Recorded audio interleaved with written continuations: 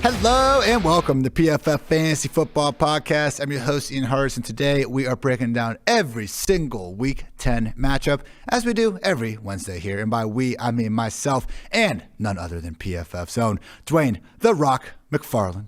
Dwain, this is that one stretch of the week where we've talked like 3 times in the last 36 hours. How are you, my friend? I'm good. I still love you, Ian. I still love you no matter what. I can never get enough Ian Hartitz. Feeling is mutual, Dwain. We're going to test that boundary, the more we work together. But for now, life and vibes remain good. Let's get after it, people. Thursday Night Football, we got the Ravens at the Dolphins. Baltimore sitting as 7.5-point favorites. Game total is at 46.5, down from 48. So Lamar Jackson, yes, he is absolutely crushing it as a passer this year. Career high marks, big time throw rate, and yards per attempt. You love to see it. But I almost think sometimes that we just take this dude's truly, and I don't use this word lightly, I've on record saying I hate this word, generational rushing ability.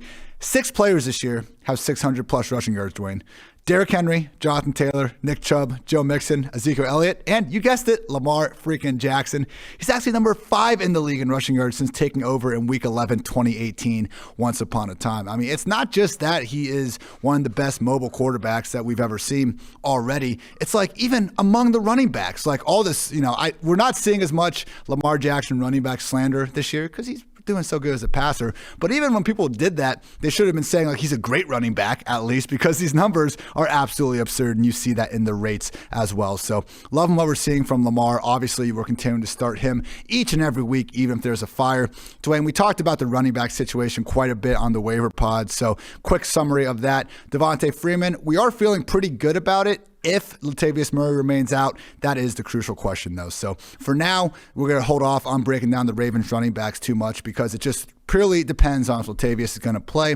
That's why every Friday evening we break down all the injuries on the slate. So we'll have more information for you guys later in the week. Final note here is what to do with the wide receivers, because obviously Mark Andrews, weekly top 5 option. Now, what I've liked out of Baltimore recently is they are throwing the ball more, but they're also concentrating the targets a lot more. With Bateman, 3 games, Marquise Brown has 30 targets, Mark Andrews has 22, and Rashad Bateman has 19. Nobody else is over even 6 targets during that stretch, so love what we're seeing from that, and that makes all these guys, as long as Sammy Watkins stays out of the picture, high-end fantasy factors. And honestly, man, maybe we do see Watkins come back and he just isn't a part of the problem. But to your point, when we talked about this again on the waiver wire section, even if Bateman goes from 80% routes to 60% routes with Watkins and is still the primary guy, that hurts. And it's not going to help, his already fairly low floor as still the number 3 option in this passing game. So Bateman, I know everyone was hoping last week was going to be the boom week. It almost was, man. He had drew a 50-yard pass interference when a better ball probably has him in the end zone. But it just is dependent on how much we can trust him with whether or not Watkins comes back. So get Hollywood in your wide receiver 1 ranks. He has earned that top 12 weekly treatment. And even though he is going to be matched up against Xavier Howard, I believe, in shadow coverage, and Bateman with Byron Jones, this is still the league's 3rd worst defense in PPR points per game allowed to wide receivers. So loving Hollywood, Bateman, keep an eye on Watkins, obviously loving Mark Andrews and Lamar. Now, Dwayne, don't get mad. You got the Dolphins here, but believe me, we're going to find out as we go through who got the worst end of the stick here on this edition of the podcast. It's funny is I don't mind the Dolphins because we still do have fantasy relevance coming from the team, especially right now with it just all being funneled down to Waddle, Gesicki, and maybe just kidding, maybe not kidding, Myles Gaskin.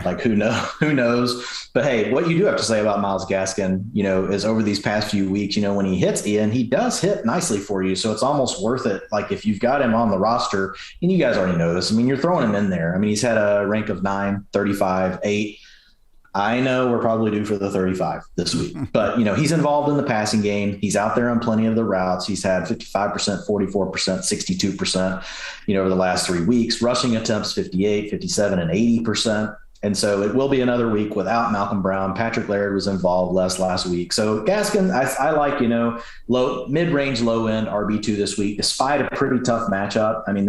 The Ravens, even though they've taken a step back, in defense, they're still pretty tough across the board in all of these matchups. We don't know if we're going to have Tua for this game. Most likely, I would guess that we will. He's got a fracture in that middle finger that ended up keeping him from playing last week, even though he was listed all week, as limited, as well with, was it the hip or the rib in addition to the finger, Ian, last week? I can't remember. I think he's had both of those.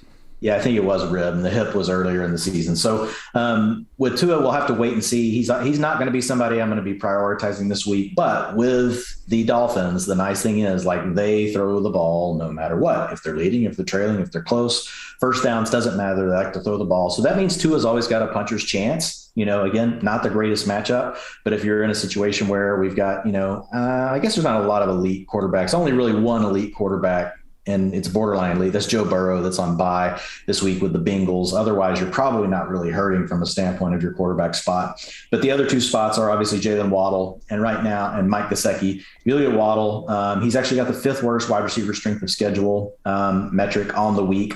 And so that's not good, but he lines up all over the place. They get him in the slot, they work him underneath. So Waddle kind of is one of these players that it doesn't really matter like who the matchup is, Ian. Like, obviously the Buffalo matchup like really got him a few weeks ago. That was tough on him. So there are exceptions to the rule, but overall, like, when you get to play in the slot, you get the free releases, all that sort of stuff. And remember, Waddle, I talked about it like 3 or 4 weeks ago, Ian. Like, he's second in the league as far as the snap coming when he's in motion, meaning he's still moving when the snap happens, which that makes it really tough on a defensive back, especially when you're working a short like shallow cross, or you're running a little quick out and the DB's having to be on the move, whether it doesn't matter really whether it's zone or man coverage. So Waddle's a player that will be in my high-end wide receiver 3 this week. Normally he's around the low-end wide receiver 2, but the matchup's a little tougher. Then you have Mike Gesicki, and I know early last week he did struggle, but he did end up where we need him to be in from a utilization perspective. Like, so his routes the last 3 weeks, 85%. 98%, 84%. Like, you just can't ask more than that. Like, and his targets per route run is over 20% for the season. So basically right now, Mike Gesicki, I treat him in as it's a set it and forget it type of thing. Like, you've got to have another really good option on your roster. You just got to ride Gesicki. You got to let him roll out there and just see what happens. And more often than not, this year it's been good, not bad. I know the last 2 weeks it's been a little down, tight end 16, tight end 15. But before that, we had multiple finishes we had 2 finishes inside the top 3. It may have been 3 inside the top 5, like over a 4-week period. So we know Gesicki's capable, and it's not something where the underlying utilization has eroded. Like, it's all still there. And so he's in a good spot. And it's not going anywhere. Devontae Parker, after week 8, got put on IR with the hamstring, and Brian Flores has already come out and said that Fuller's out. Will Fuller will not be returning. Hate to see it. He had so many I damn think that might have been errors. like his first breath in the press conference. Will Fuller's out. Any other questions? I think they're handling it like like the poor grandma in Happy Gilmore, where it's like, oh, your finger hurts, well, now your back's gonna hurt because you pulled landscaping duty. Come on, get Fuller healthy, people. All right, now moving right along, we got the Saints at the Titans. Tennessee sitting as 3-point favorites. Game total is at 45, down from 49.5. So literally, we're recording this on Tuesday afternoon, 5:30 p.m. Eastern time at the moment. Usually I try to check in on the national news headlines just to make sure we're not missing too much as we record this, and just saw one courtesy of the always great Nick Underhill, who was on the PFF Fantasy Football podcast last March, giving us some goodness with the Saints. You can find him at neworleans.football. But per Nick, the Saints tried out 3 running backs today, and he's been hearing whispers that Alvin Kamara might have gotten a little banged up on Sunday, something to monitor this week. So yeah, that's absolutely huge news. If Kamara does somehow miss time, which I'm not saying that we should be expecting him to be out, that would elevate Mark Ingram immediately to a volume-based RB2. So last week, we did see Ingram go ahead and get 14 combined carries and targets, just 36% of the snaps. It was still the Alvin Kamara show as a whole, but yeah, that's going to completely change things if we happen to lose Kamara, who over the last 4 weeks, RB5, RB1, RB17, and RB6. So really, with this offense, the way it's operating right now, we have no feel for the wide receivers, the tight ends, even with Adam Troutman starting to flash a little bit more, not quite at the point where we can start him with any level of confidence. So we have Alvin Kamara. If he's out, we'll have Mark Ingram. Otherwise, you just got to kind of cross your fingers that Taysom Hill gets the job back from Trevor Siemian. That's the other big question going in, because Sean Payton was non-committal when asked if Trevor Siemian is going to be starting again. He did go on to say that Siemian made quick decisions and he graded it out well, noted the playmakers could have helped him out a little bit more, which, yeah, makes sense. Look at the wide receiver room they're working with right now. But basically, 2 questions we're going to need to look at now, people. What's Kamara's practice status, and will Taysom get the job? Because with Taysom under center, it helps Taysom. It hurts everyone. It hurts everyone else. Last year, Kamara with Taysom Hill, RB26, RB39, RB9, and an RB9. You're starting him either way, but it's just more of an expectation thing. And Taysom Hill in those starts, QB3, QB11, QB7, and QB9. Basically, the New Orleans version and Mormon version of Jalen Hurts. So with that in mind, Dwain, let's talk Titans, because we got Julio back. We got AJB finally eating the target share. I do kind of think we're going to see Marshawn Lattimore, who's been playing some great football this year. I think he'll be tracking AJB, but as long as these targets keep coming, man, it doesn't matter. Yeah. So I'll start with the passing game with Tannehill. In the last 3 weeks, you got a finish of 12, 8, 14. He's at quarterback 12 on the season. This is a tougher matchup for Tannehill, so I'm going to have him outside of probably my top 15. I've got him at 16 right now in my first pass at the ranks. If you look at the quarterback strength of schedule on this one, it is bottom 5. And then if you look at the offensive line pass blocking advantage, it's also going to be a bottom 5. It's a -20 this week. So if you guys want to see those things, you can see them over at PFF. We've got a tool that's around the offensive line and defensive line matchups. And then we also have a strength of schedule metric that you can use and you break out by each position. And so both of those really look down for Tannehill. The positive for Tannehill is we did see, even though the Titans were in a good script, they were leading pretty much the whole game against the Rams, they did still pass a little bit more than what we had seen them do before. So it does appear that they acknowledge the fact that, Adrian Peterson, Deonta Foreman, Jeremy McNichols, probably not the same thing as having Derrick Henry. So I think we're going to see a little bit more passing. I don't think it's going to get too crazy, Ian, because I think they still believe, hey, we want to run the ball to help set up the pass. I think they're firm believers in that. Obviously, Mike Vrabel wants to get physical and all those other sort of things. Got to establish it. Hey, who am I to argue? They came out and freaking punched the Rams right in the face. So, I have nothing bad to say about that. As far as the backs, just real quick while I'm there before I finish out the passing game, there's really not a lot for me to say, folks. I would not trust this backfield right now. If you look at it last week, now that could change. That could change in the next couple of weeks, right? We could see one of these backs potentially emerge and be the player that is maybe getting half to 60% of the work. Then in an offense that's very willing to run the ball in all scenarios, that would be valuable. But right now we've got a situation where it's not really a good matchup. And last week we had, from a rushing attempts perspective, 27% to McNichols, 38% to Adrian Peterson, and Deonta Foreman got out there for 19%. Deonta Foreman did blow a block, so who knows what's going to happen with that. But honestly, Ian, going back and watching the game, he didn't have a lot of touches, but he looked better than Peterson. Now, it was Peterson's first game back, but he forced a missed tackle on 20% of the attempts. Yards after contact, 4.2. Peterson was at a 2. And then explosive runs. 20% of his runs went for 10 yards or more. 0 of those occurred for Adrian Peterson. And McNichols even got in the act with a couple of explosive plays. So Peterson was kind of lagging behind these guys. I think they want Peterson to be the back, and they're still trying to figure it out. But I don't know what your thoughts are. I'd be happy to let you say something real quick, but I think it's just got to step back and kind of let this marinate and see what may happen. I really want to avoid this backfield for now.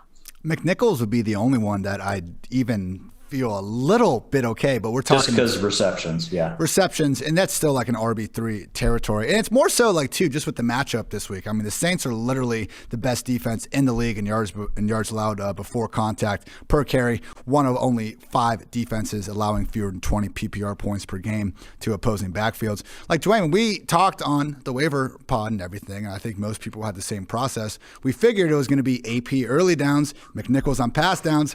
When you throw Deonta Foreman in the mix, like we always say this, we can live with 2 RB committees. We get to 3 or 4, jacks everything up. Yeah, it's a bottom 3 matchup on the slate as well. So I guess we spent too much long talking about the Titans backfield. But anyway, on to the bigger story. Yeah, we do have a potential shadow situation, but overall, AJ Brown, if there's not a shadow and he's getting equal coverage across these different Saints players, it's a 79.5 on the wide receiver cornerback matchup tool. So that's not great, but that's pretty good.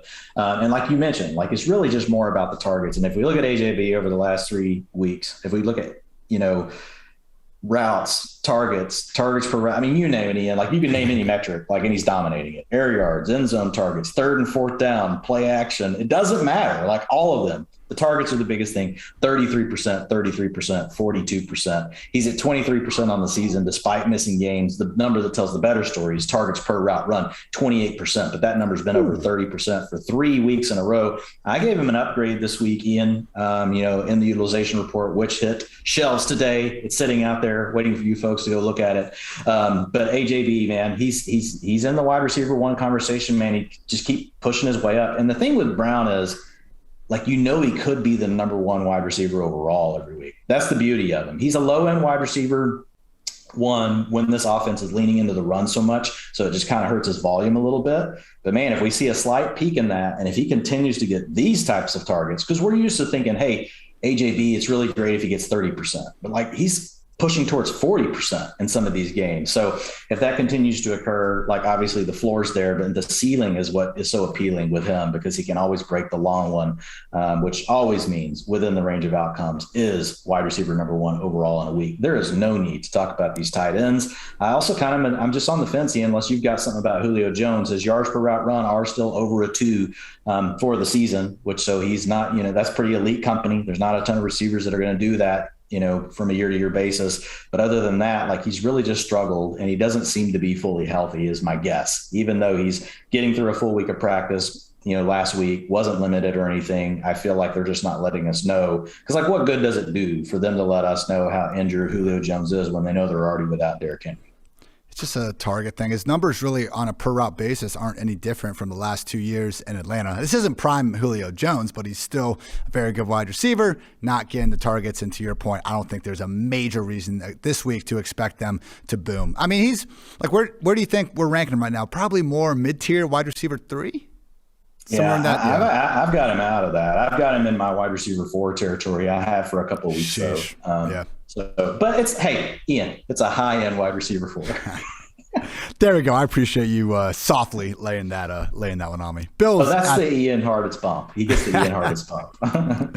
Bills at the Jets. Buffalo sitting as 13-point favorites. Game total at 47.5. As always, you can find my QB predictions for the following week on PFF.com on Tuesdays. And for Josh Allen, he's getting the Jameis at this point. He's either going to be a baller or he's going to be pretty horrific. He was a top 10 graded passer in weeks 3, 5, 6, and 8. He ranked 16th or worse in 1, 2, 4, and 9. I feel like the Chiefs' struggles with Patrick Mahomes have really almost overshadowed how Allen, not quite as severely as Mahomes, but has had quite a big drop-off from what we saw last year as well. The difference is that the Bills have the single best defense by far in EPA allowed per play, so we're obviously not seeing this really impact their win-loss record too much. Meltdown against the Jaguars aside. So, Josh, we're still putting them out there with confidence as a high-end QB1, because even before Josh became a true real-life role beater in 2020, he was still always a fantasy QB1. Gotta love that rushing upside. And Dwain, they might need him more than ever, man, with Zach Moss in the concussion protocol. Now, I've been laughing at some of your tweets about this situation. You are swearing off Zach Moss, Mr. Dwain McFarland, even against the Jets' league worst defense in PPR points per game. I said I need an accountability partner. I mean, come on. I'm admitting that I am showing weakness. I could want to start him. It's the Jets. Oh, it is the Jets, man. And I will say this. So looking at Moss, if he is out, I know on the review pod Sunday night, I was saying that Singletary might not get that big of a bump because last couple years we have seen the usage go up and down, even without Moss, even without Frank Gore. Past years, they would elevate TJ Yeldon. Now they have Matt Breida to be that guy, pal. But looking back at it more, as we do throughout the week, this is why we don't set our ranks on Sunday night. I do think Singletary could more or less be that same low-end borderline RB2 that Moss would be if he's active. So in week 1 this year with no Zach Moss, we were told it was a healthy scratch, and then they told us it was a hamstring issue. Either way, week 1 with no Moss, Singletary, 75% snaps, 11 carries and 5 targets. Matt Breida, just 12% snaps, 4 carries and 0 targets. So I do think Moss, if he's out, pretty interchangeable with Devin Singletary. Obviously, if Moss is in, Singletary just doesn't have the fantasy-friendly goal line or receiving work to really be a start in most situations. Maybe, just maybe, Dwain, we get 2020 Week 17 superstar Antonio Williams. I crack up every single time. Shout out Pro Football Reference. They have an awesome stat finder tool so you can look at fantasy points forever in NFL history. And if you look at it, only 5 running backs have averaged at least 20 fantasy points per game ever. Christian McCaffrey, Alvin Kamara, Jim Brown, LaDainian Tomlinson, and Antonio Williams, who has played one career game. So maybe they bring Antonio out, but I do think it'll be the Devin Singletary show with Breida as the backup. With the wide receivers, we have started to see it correct itself when Sanders was actually producing more than Stephon Diggs. The problem is Diggs, even from a usage standpoint, he's just not really the same top 5 talent this year. In terms of expected fantasy points per game, Diggs has the workload of the wide receiver 13, Beasley's wide receiver 27, Sanders wide receiver 31. In terms of actual production, Diggs wide receiver 21, Beasley wide receiver 34, Sanders wide receiver 36. So I think that is probably close to how we should kind of start to assess this situation, Dwain. I mean, Beasley and Sanders, rock solid wide receiver 3s. You're feeling good about starting them because it's the Bills offense. And as bad as Josh looked last week, we've seen throughout this year that we're going to have, I believe, more ups and downs, especially moving forward. But with Diggs, man, as long as Beasley, Sanders, maybe a returning Dawson Knox are staying this involved, we probably got to take a little bit of a page out of, the DJ Moore book, start to treat him as more of an upside wide receiver too. Do you agree, or am I counting out Diggs like a complete idiot? Yeah, man, it's a tough one. I actually was on the couch with Sigmund Bloom earlier today, and Diggs was like one of our topics. And I even asked Sig, I was like, what are you doing with him? Like, because it's like one of these deals where I feel like we finally have to face reality, and we're just like, look, like he's been in the wide receiver 20s all year. So like, do we really keep treating him, like he's a top 6? And as Sig does, he like goes all big picture on you, and we start naming off receivers, and we're like, okay, would you like these receivers over Diggs? And we're kind of get to the point like pretty quickly where we're like, no, we wouldn't. We still like Diggs over all these guys. Here's the beauty, like for the Bills, now they've been a bit inefficient, like in spots. But again, a team that runs the ball way more than the league average in every single situation. Diggs' routes have been down a little bit, but they run so many plays that it really offsets it. So I do think that Emmanuel Sanders has been, last year we had John Brown hurt. He was out for a lot of the season. This year you haven't had that. So you've had Sanders and you've had Beasley, there. And then you've had Dawson Knox. Now we'll see if he comes back or not this week. But it's just been a situation where I think there's more mouths to feed, and defenses have got a little bit better against Buffalo. So the efficiency and the big plays aren't quite there. But yes, I do agree that we've got to bump Diggs down. It's just a matter of like, how far can we bump him? I think you meant to say the Bills pass more in every single situation. Oh, yeah. Did I say run? My bad. Yeah. All good, I've seen if you were listening to me. There we go. You got me. All right. Now, Dwain, with the Jets, it looks like Mike White is going to be under center. We got the hilarious, again, Ian Rappaport. He does a great job breaking the news. It's just, funny to sometimes see the extra add-ons we get with these tweets. And I think his remark was that, it might help number 2 overall pick Zach Wilson to sit on the bench and watch for a little bit. So that aside, it does seem like Mike White is going to be out there after he had the weird nerve injury with his forearm. Dwain, we were all in on Michael Carter like as a legit RB1, but when you take away captain check down Mike White, we saw how that went. How confident are you that Michael Carter, in a spot that should feature plenty of negative game script, can get back in the good graces of fantasy managers? Yeah, I think you just have to roll with it, Ian. I mean, we have to try. I mean, who knows if White can complete the game or not. But, if we look, it's just like you said, the 2 games before, targets were 21%, 28%, and then they dropped to 4% last week with White getting injured early in the game. And that is a huge component, right, of Carter's value, because we know the Jets aren't going to score a lot of points. Well, we say that. They have scored a lot of points the last 2 weeks, but typically they're not going to score a ton of points. They're not going to score a bunch on the ground specifically. And so knowing those things are potential, as, in poker, we think of outs, right? What are all my outs, in a hand? Like his outs are a little more narrow, but the passing game is a huge component for him. So I'm going to trust in it. I mean, we've got one bad data point over the last 3, and we can point to Johnson coming in as being part of it. So I'm going to have him at the top of my tier 3, this week, which has got Melvin Gordon, Javonte Williams, guys like that, in it. So, I mean, these guys are still in a little bit of a timeshare, but I like, he's got the lead in this timeshare. Ty Johnson, man, PPR ranks 21, 10, and 15 over the last 3 weeks. It doesn't make sense. He's not even getting enough volume, but whatever. Baller's going to ball, targets, man, and he's scoring touchdowns. It's the touchdowns and the targets. So I've got Johnson ranked lower. I've got him down in the bottom of my tier 4. So he's going to be more around like running back 38. I'll have Michael Carter. He's going to be borderline. He'll be in my top 24 for the week, but I'm going to have him a little towards the lower end of it just because of what we saw last week. And the matchup, is not great. I mean, and their implied points at 17.25. Like, 17 points. That's a really bad. Not great. Not great. That's got a bad feeling about this one, Bob. Yeah. So the receivers, Corey Davis should be back this week. Elijah Moore we talked about him yesterday. So if folks want to hear more on the Waiver Wire podcast, we really broke down Elijah Moore and a lot of cool things about him. And while Ian and I like him and we think that he's got talent, like this is a tough spot. Like you get a bottom 5 matchup for wide receiver strength of schedule. You get a bottom 7 or 8 matchup for wide receiver cornerback matchup. And you're in a rotation and we don't know for sure what's going to happen now with Corey Davis back. So it's just a situation. I want to avoid Elijah Moore if I can. If you're in a really deep format and he's kind of like your what the heck flex, as a second receiver flex player kind of thing. Okay, that's fine. I could accept that. And you just kind of hope he makes another big play. Which he has done. If we look at him over the last few weeks, wide receiver 36, wide receiver 26, and wide receiver 1. So, Elijah Moore has come through on his limited opportunities. This is just a very tough spot for him to try to get it going. And the Jets, they do not have a tight end worth talking about.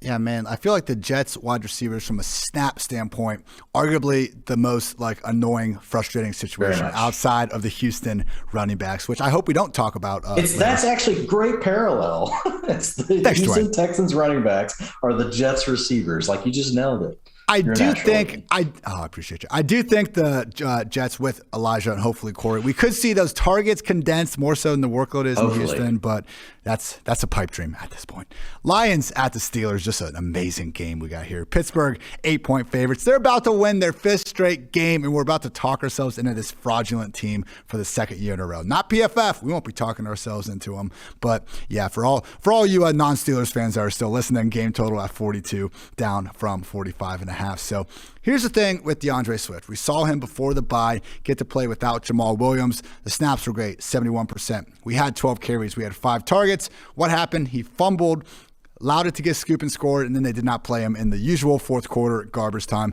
The Jalen Hurts of running backs, if you take away Swift's garbage time, you're not going to get much because truly it has been horrendous for him on the ground. So I see the free Swift, free DeAndre stuff. No, people, we can't do that when the guy is literally the worst running back in the league as a rusher. And I'm not exaggerating here. There's 48 running backs with at least 50 carries. Swift is dead last in PFF rushing grade. Missed tackles forced per carry, yards after contact per carry, and yards per carry alike. This is my thing with statistics. People out there in the world, sometimes they aren't huge fans of PFF grades or passer rating or yards per attempt or yards per carry. And that's fine. I don't think any of those stats are a end-all, be-all. You can just describe a player with this one stat because nothing like that works. But when we have 4 or 5 stats all telling us the same thing, and you watch the film and you see that Swift is really a different receiver than he is as a runner, I do think that we can start to have some takeaways there. So guess what? It's fantasy football where receptions matter and pretty much nothing else does at running back. So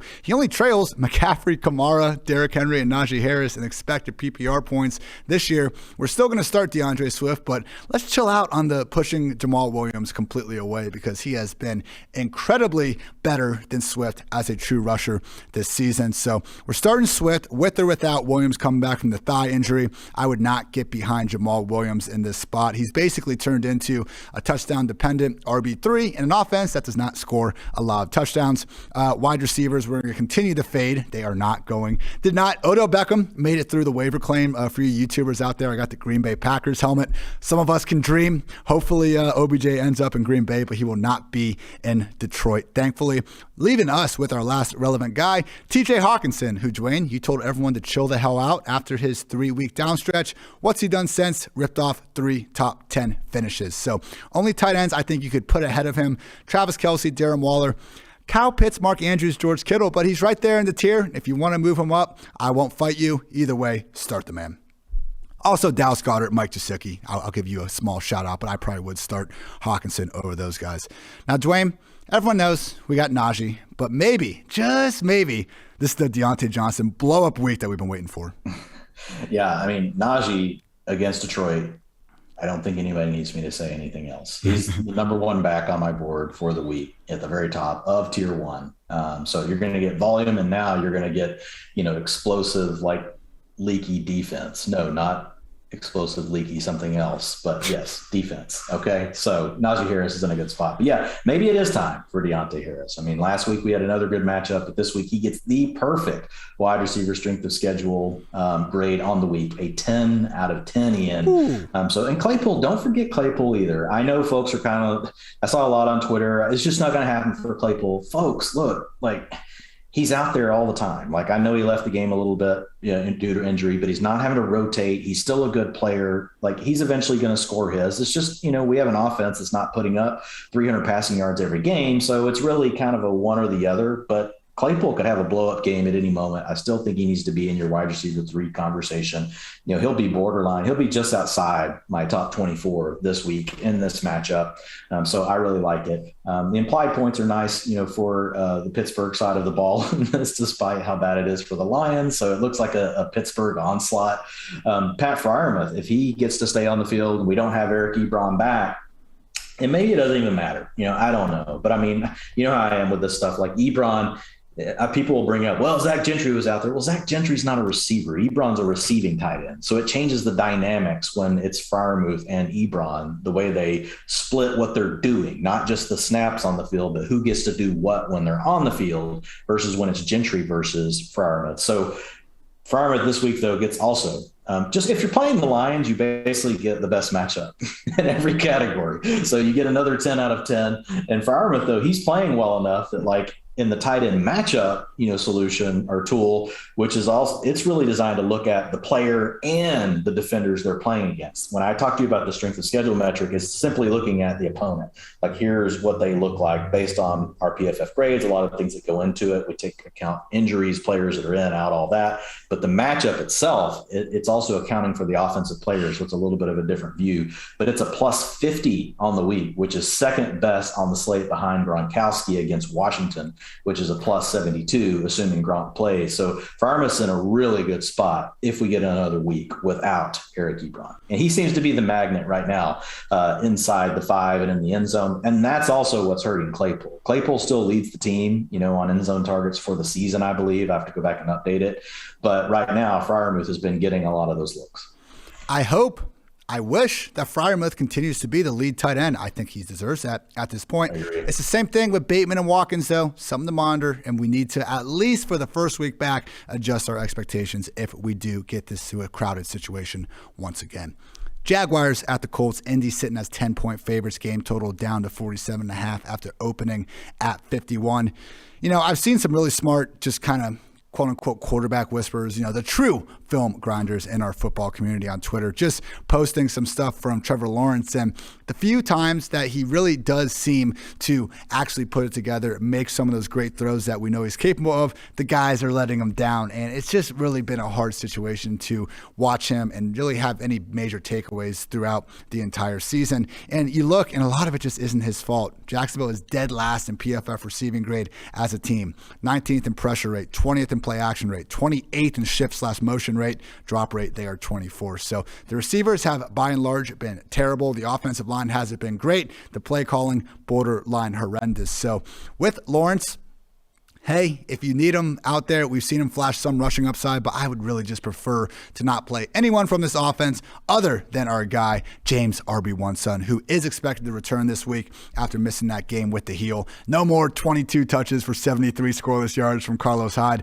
Robinson should be back to being the bell cow. Before the injury, he had 20 carries and targets in 4 straight games. And my goodness, Dwain, everything I just said about DeAndre Swift being a terrible runner, the opposite is true for Robinson. Number 1 in PFF rushing grade, 5th in missed tackles forced per carry, 5th in yards per carry, 3rd in yards after contact per carry. Look, Nick Chubb, in my opinion, is the best running back in the league this year and, probably last couple, just in terms of him with the ball in his hands. So maybe healthy Saquon has something to say about that, but we haven't seen that for a good portion of the last 2 years. James Robinson, statistically, man, is starting to work his way at least into that conversation. Not saying Robinson is better than Chubb. I will kill you social media people if you post that, but truly, he is doing some special stuff and really a largely, again, unwinnable. He's winning in a situation where nobody else is winning. So hats off to Robinson for that. Despite the tough matchup, despite the potential negative game script, you need to squeeze Robinson in the starting fantasy lineups of all shapes and sizes. We talked about Dan Arnold on the waiver pod, and that's really the only pass catcher you can feel good about. Marvin Jones, I think more of a boomer bust wide receiver 4 at this point. 35 scoreless yards or fewer over the last 2 weeks. Could have been bigger, wide open for a potential 50-yard bomb. Unfortunately, Lawrence couldn't put it on him. So again, try to avoid this passing game. Trust James Robinson. Dan Arnold settling in as a real nice low-end borderline tight end 1. Dwain, with the Colts, man, number 1 running back in the NFL and expected fantasy points above expectation, none other than Jonathan Taylor. This guy is so damn good, and I'm very happy that Marlon Mack seems to be out of the picture.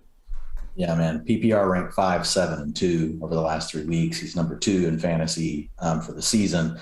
Missed tackles forced per attempt, 0.21 yards after contact on the season. This is not just in a game. Sometimes you see people blow up and have a game like this, like 3.63 on the season. That's way up there. Take care of yourself there, Ian. Don't get choked up. I know this data is riveting. So I think I just snorted anyway. So explosive run rate, 16%, which that's carries of 10 yards or more. So, he's just a unique player, Ian, like a guy that can make you miss, a guy that can truck stick you, a guy that can just outrun you with an angle. He's really got everything going for him. So Taylor is in another great matchup. If you look at the spreads, which is something we always want to look at for running backs, he's on a team that's favored by the second most on the week, 10.5, implied points of 29. From a running back strength of schedule standpoint, he's got a top 5 matchup. From an offensive line run blocking advantage standpoint, he's got a top 6 matchup. So Taylor, again, is in a smash spot in a game where they should lead. Wentz in the passing game, you've got to find a matchup. It's just a matter of like, how much do they really need to throw the ball? Because we have seen the Colts be very willing. They get in these games where they're ahead and they're willing just to go 50-50 and just basically let Carson Wentz drive the bus while, Jonathan Taylor and the running game pushes them down the field and then have him come up with a few key plays. But if he is going to connect with anyone, it will be Michael Pittman, and Pittman draws a plus matchup. It's not like an elite matchup, but it's a plus matchup, against the Jaguars. It's a 6 out of 10 on the wide receiver strength of schedule metric, and it's a 59.5 out of 100 on the wide receiver cornerback matchup, which obviously does take Pittman's skill set into account as well. But when you do look at Pittman at this point, like he's the only guy you can really depend on from the Colts offense other than Jonathan Taylor, unless you're having to use Wentz in a spot start. But Pittman over the last several games, his targets per route run have been a little bit all over the place. But what I like about him, Ian, is, and it doesn't, who knows if this can last, but he is the main target in the offense. But it's like when he does seem to miss, like on having a lot of targets and the game script doesn't work out perfectly for him, he picks it up by scoring touchdowns. And the reason that I'm willing to lean into that some is just because he does get targeted so much in the end zone. He's got 27% of those targets on the season. And the other thing is he is the most trusted target for Carson Wentz on the team on 3rd and 4th down. He has collected 40% of Carson Wentz's 3rd and 4th down targets on the season. That is one of the highest in the league. And his PPR finishes over the last 4 weeks, 8, 2, and 12. So that's 3 weeks, but we'll give you a total of 7, wide receiver 7 right now on the season. I didn't know I would ever be saying Michael Pittman was wide receiver 7 this year. And he has yards per route run is over 2 now, 2.01. So he is just skating by that mark. He's looking really good, Ian. I believe T.Y. Hilton still in the concussion protocol. It wouldn't be a huge drop off for Pittman. You should want to get him in starting lineups either way. But yeah, Dwain, I mean, when you take away Hilton, when you take away Paris Campbell, when we actually realize that we're getting not the 2017 version of Carson Wentz, but a good version of Wentz nonetheless, yes, Michael Pittman making big things happen and just, looking like a beast in his own right. Love to see it. 2nd year leap. Good for you, Michael Pittman. Buccaneers at the Washington football team. Tampa Bay sitting as 9.5 point favorites. Game total at 51.5. Tom Brady, man, he just keeps getting better. I don't know how. I don't know why. He doesn't care about too high safeties, Ian. That doesn't seem to bother him like everyone else. Tom Brady's like too high safeties. I've seen that. I've seen 3 iterations of that in my life, is what he says. Dude, even his checkdowns are like mesmerizing sometimes. Like the backers aren't even looking at the ball yet, and he's already got the ball to Lenny Fournette 5 yards downfield. But Yards per attempt, he's up 0.5 from last year. Adjusted completion rate, he's more accurate. QB rating, up 10.2 points. So it really just is ridiculous. And teams can't pressure him. I don't know if they could to begin with. Tampa Bay has our third best offensive line in PFF team pass blocking grade. 2.36 seconds, quickest time to release. Dwain, I went to B-Dubs yesterday to have a beer and eat at 4 p.m. because I guess I'm a savage sometimes. But anyway, I was chilling there. There's only one other guy at the bar, a couple seats down, and I saw ESPN come up. And the way they advertised the Steelers game, it was Ben Roethlisberger, and it had quickest average release time in the NFL. That was the stat they were giving for Big Ben. And I didn't say a word to this guy other than I started bitching about how Roethlisberger only has that stat because he's too terrified to hold the ball and actually take a hit these days. That's not necessarily even the case with Brady. So it's good to have that quicker release time when it's not sacrificing your entire offense. We're seeing Brady do that. Ben Roethlisberger, not quite the same. That's why, Dwain, you like to remind people, context matters with this sort of stuff. So Brady, Evans, Godwin, Gronk, get them in there. Hopefully Gronk is good after the bye. I would say be careful with Gronk. Hopefully we get Bruce Arians telling us, who he actually seems to be actually pretty upfront with us this year. It took about 10 or 15, but we got there with Bruce. Last week, 2 weeks ago, they were saying how, more of a emergency usage type player. So if we hear that again, limited snaps, that's where we can, potentially take our foot off the gas. Otherwise, get Gronk in there because Antonio Brown was still in a walking boot to start the week. So Tyler Johnson, we've seen it. He's not going to get fed the same way Evans or Godwin, but if you're in a pinch, he's likely available on your waiver wires, and you can do worse than Tom Brady's number 3 wide receiver if desperate. Final note, look, Washington really has turned into a pass funnel. They're one of 8 defenses allowing fewer than 4 yards per carry. I get it. I wouldn't want to send my running backs at all those first-round defensive linemen either. But it doesn't matter when your quarterback's Tom Brady and Leonard Fournette is just getting fed, man. RB6 and expected PPR points. Hey, you don't need to beat yourself up, people, about missing out on Lenny in the preseason. Just get behind him now because the situation's changed. Last year, it was always Lenny, Rojo splitting early down work, and we had to worry about what's Giovanni going to add to the situation. At the end of the day, Gio, nothing more than a pure 2-minute scat back that's only going to get ample usage if they happen to fall behind by a lot. Spoiler, not happening often in Tampa Bay in 2021. Rojo is a definitive backup at this point. So Lenny Fournette, weekly RB1. I don't want to see any start-sit questions with him. Get the guy in the lineups. Dwain, if you don't want to talk about the running backs in Washington, I'm fine with that. We've had good positive vibes so far. I don't want to ruin it. I feel like I need to, but I'll try to keep it quick. I won't talk about the quarterback. How about that? Taylor Heinicke has the third worst quarterback strength of schedule on the week. So not necessarily a good spot for him, but they are going to trail. He's going to have to chunk it around 9.5-point dogs though, and only an implied points of 21. So you're kind of stepping out on a ledge there if you want to use Heinicke. But as far as the backs real quick, we did just want to remind people, we did see Jarrett Patterson come on and take a little bit more of a role before the bye week. We don't know what's going to happen.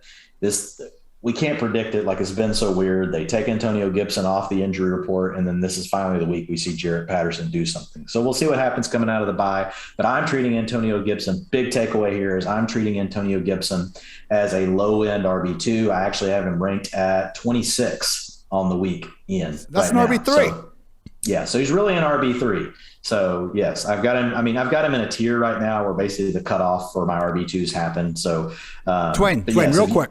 Someone comes to your house and they put a gun up to your head and you need to pick between Antonio Gibson and I hope this does not happen to me. Someone comes to your house and asks nicely for your fantasy advice. We'll go with that. Antonio Gibson and J.D. McKissic. Who scores more points this week? Oh my God. And my house note is on the line or something. I kind of think it's McKissic at this point. In this game, yes, it is McKissic because they're dogs. McKissic has 4 weeks. 4 weeks as a top 15 running back this year. Gibson has 1. Yeah. And here's the thing with Gibson. It's not just the utilization anymore. Missed tackles forced per attempt on the season, 9%. That's terrible, Ian. If you look at his explosive run rate, so those are carries of 10 or more yards, 6% on the season. like that. I mean, that's not terrible like that, but it's bad. It's bad. It's like not at the very bottom, but it's really bad. So, and he's just not getting used like we want in the passing game. So it is what it is. He's nursing the injury. I hope that he does look healthier, and maybe this week did help him out a little bit. But yes, I agree. I may have to put the bet on J.D. McKissic. I would probably run and get my own gun or something. I don't know. I don't think I would like this situation. I would be like, do you have another question for me potentially? Is there another way we could settle this? Why is this the ultimatum? Yeah. Of all things, then they would switch to like Houston running backs, and I would be like, no. So Logan Thomas is going to be back this week, folks, most likely. So let's see what's going to happen, though. Like, we have heard some quiet whispers, if you will, maybe, I don't know, maybe inaudible whispers. I have no clue, like when I read these things from beat writers, like what that means. But anyway, we had a situation where he and Ricky Seals-Jones both get used. I'm going to approach this like it's Logan Thomas's, role, Ian. But we could get a surprise. So I'm going to rank him a little bit lower than what I normally would this week. The matchup's kind of tough, not terrible, but it's definitely below average. And everybody knows about Terry McLaurin. Do you need to know anything else about Terry McLaurin? He has a tough matchup, but it doesn't really matter. Like overall, it's average from a wide receiver cornerback matchup. From a wide receiver strength of schedule overall, it's below average, but it's still Terry McLaurin, people. Like, he's going to see, 8 to 10 targets. He could take any one of them long. And remember, he had been nursing, a hamstring, and he had been playing through some of that. He was off the injury report the week before the bye, but I look for him to be healthier coming out of that. So I've got him right now in at wide receiver 17. I would really try to avoid playing Logan Thomas for at least a week because RSJ has been good enough that they might take away that full-time role. So both guys, I just looked up to see if there was like a difference in their usage. And spoiler, not really. Ricky Seals, 65% of his snaps in the slot are out wide. Logan Thomas, that's 69%. So Curtis Samuel, maybe someone that's back. Like, I don't see a situation where there's enough targets, enough value and production to go around for two tight ends, even if they're both, good when asked to do their thing. Browns at the Patriots. New England now 1.5-point favorites. Actually opened up with Cleveland as 2-point faves. Game total at 45. So really big news from today, and it's early, so it's Tuesday. They have time, but Nick Chubb, Demetric Felton, even John Kelly, all out with COVID on the IR. Seemingly, at least Chubb and Felton are vaccinated. We've heard that. So they just need to return 2 negative tests in the span of 24 hours. But we don't know if they're going to be able to do that by Sunday. So if they are all out, yes, Dearness Johnson becomes an immediate plug-and-play RB1. Hey, maybe you put him in the top 15. You're starting the man because we have evidence that they're going to give him over 20 combined carries and targets. And, dude, like, if we take away Felton and even Kelly from this equation, I mean, last I saw, they're working out Brian Hill, who I actually have enjoyed over the years, team preseason. But come on, like, this would be the Dearness Johnson show. He's earned it. He's proved he can handle the workload previously in that Broncos Thursday night game. We will be all on the Dearness Johnson RB1 train if these guys are out. If they are good to go, Nick Chubb, true upside RB1 season. He is averaging 4.6 yards after contact per carry this year. Only 15 running backs are averaging that per carry, let alone after contact. Truly ridiculous. And I would say, looking at last week, and it was a huge game. No one's complaining about Nick Chubb's production, but it could have been even bigger, man, if they weren't just beating the shit out of the Bengals throughout the entire time. Because the first 3 quarters, we had to wonder, was Dearness Johnson going to kind of just be like a Kareem Hunt? No. First 3 quarters of that game, snaps, Nick Chubb 20, Dearness Johnson 4, carries, Nick Chubb 9, Dearness Johnson 1. Chubb even had both the targets. So it sucks that when we finally see Nick Chubb get that workhorse RB1 role that we know his talents deserve, he gets put on the COVID list. So heal up. Be safe, Chubb, Felton, Kelly. I almost take responsibility. Dwayne, I sent out a nice little highlight clip of Felton this morning. That's what I do in my life. I cut up plays from Demetric Felton because, hey, he's been fun as a wide receiver. I'm not going to apologize for that, actually. But, yeah, maybe I gave him a little too much hype, and I don't know what I'm saying. But last thing I want to go through here. We know with this passing game, there's not enough volume for us to really get behind these receivers. And even Baker Mayfield, like PFF's number, I think, 2 highest graded passer from last week. Shout out Justin Fields. That was an awesome Monday night performance against the Steelers. But one of the cool things I've noticed in our never-ending cycle to try to see why is Baker so much damn better without OBJ versus with him, I think it could just be And I know Donovan Peoples-Jones has had a lot of success going downfield, but only, I believe, 5 targets over 20 yards this season. Baker is in best when he's in rhythm, he's getting the ball out quick, and we can see that with some of these advanced metrics. Baker in fewer than 2.5 seconds release time, number 6 in PFF passing grade among 40 quarterbacks, 4th in adjusted completion rate. When he takes more than 2.5 seconds, 24th in PFF passing grade, 28th in adjusted completion rate. So it adds up, man, because like when I'm watching Browns games and Baker really seems to be struggling, it's when he's trying to do the off-script stuff that he could do at Oklahoma, but now when there's NFL DNs chasing him, it doesn't work out so well. Like we saw it all the time in 2019, easily Baker's, worst season as a professional. He's gotten better, but yeah, with the problems, I think maybe when he is holding the ball too long, trying to get it downfield and not just taking what the play is designed to get. So just something to keep an eye on as the season goes on. Maybe he'll just become a god after 2.5 seconds as well because OBJ is not there. Who knows? Either way, not quite enough volume in this passing game to feel super good about anyone. I think Jarvis Landry, low ceiling, probably low-end wide receiver 3. Donovan Peoples-Jones, boomer bust wide receiver 4. We talked about him on the waiver pod. And unfortunately, the tight ends, if any of Hooper, Njoku, Harrison Bryant could be the feature guy, they'd be a weekly tight end 1. But with 3 tight ends to choose from, we can't get behind any of them in Fantasyland. Dwain, a lot of injuries in this Patriots offense right now. It'll be another situation that we're just going to need to really catch up people on Friday evening. Yeah, I agree. You got Harris and Ramondre Stevenson both dealing with head injuries, so we'll have to see. The matchup isn't really great against Cleveland anyway. It's below average running back strength of schedule. But if it is just one or the other, I do think Stevenson would step into Harris's role. Obviously, if Harris is ready to go, he'll do his thing. And with Harris, you know what you're getting. Ian, you're going to get probably around 15 attempts, and you're going to get a shot at a touchdown. And if it's a really good week, you get a shot at 2. But in the weeks where he misses, then that's when you get the PPR 30, the PPR high 20 finishes. But he does give you the upside to get into a low-end RB1, situation if the game script works out right. This one should be pretty close between New England and Cleveland. The other one that I will just mention real quick on the receiver side of the ball, like Jacoby Myers just continues to be like, utilization like explains a ton of things, Ian, but sometimes it just doesn't matter. Like when you look at Jacoby Myers, if like you just whited out his name, I couldn't see his name, right? And all I saw was utilization, I would tell you this is a wide receiver 2. But it's not. This is a wide receiver 4. It's a mirage, right? He's wide receiver 38 on the season.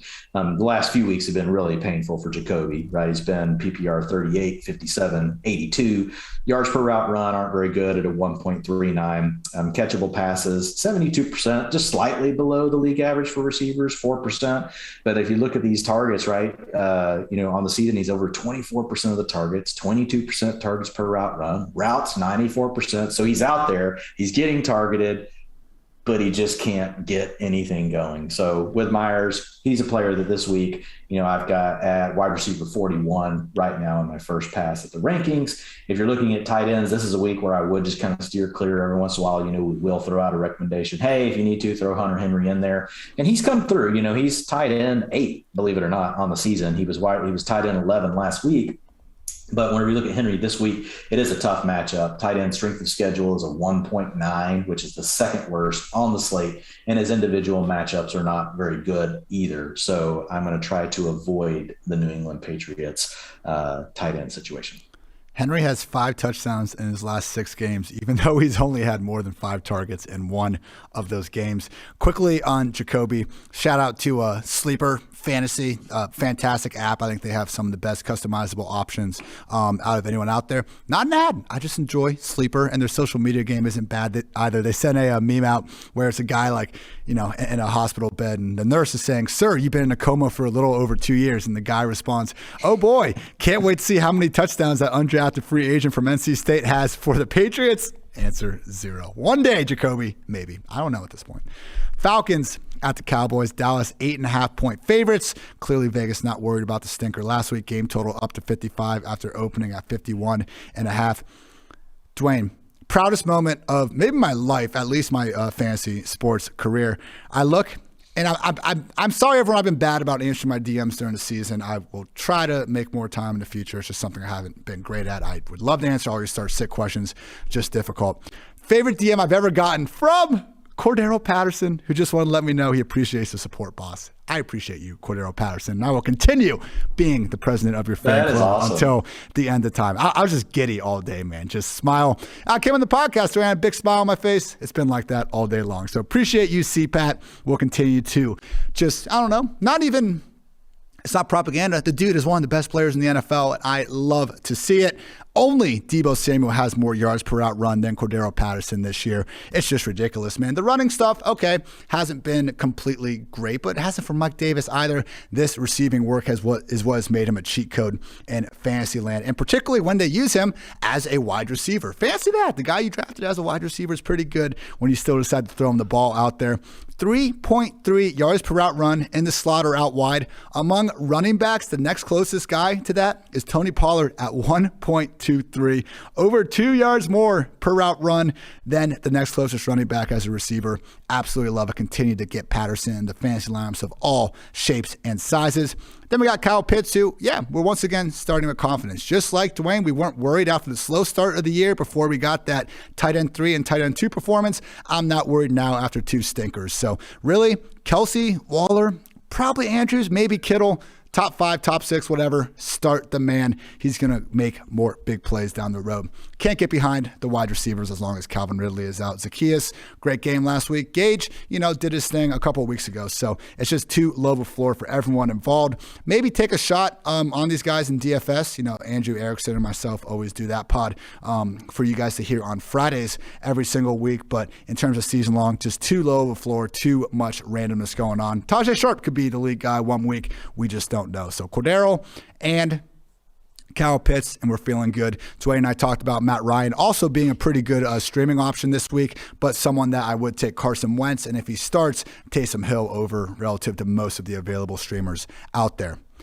Dwayne, Cowboys stinker last week. I'm inclined just to forget it.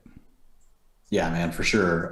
Look, the Cowboys have too many good things going on. If you go back and you really just watch the game, there were some weird mojo moments. I know was Mike McCarthy's big thing. They did not in Hard Knocks. They did not win the mojo moments yesterday or this weekend. Ian, coming out and getting stonewalled on 2 4th downs to start the game, giving the ball over to Denver, in a good situation. And really, they just set themselves up to let Denver what they're best at, right? Which is really if they get a chance to get ahead and if they could run the ball, we haven't seen the Broncos actually get that script.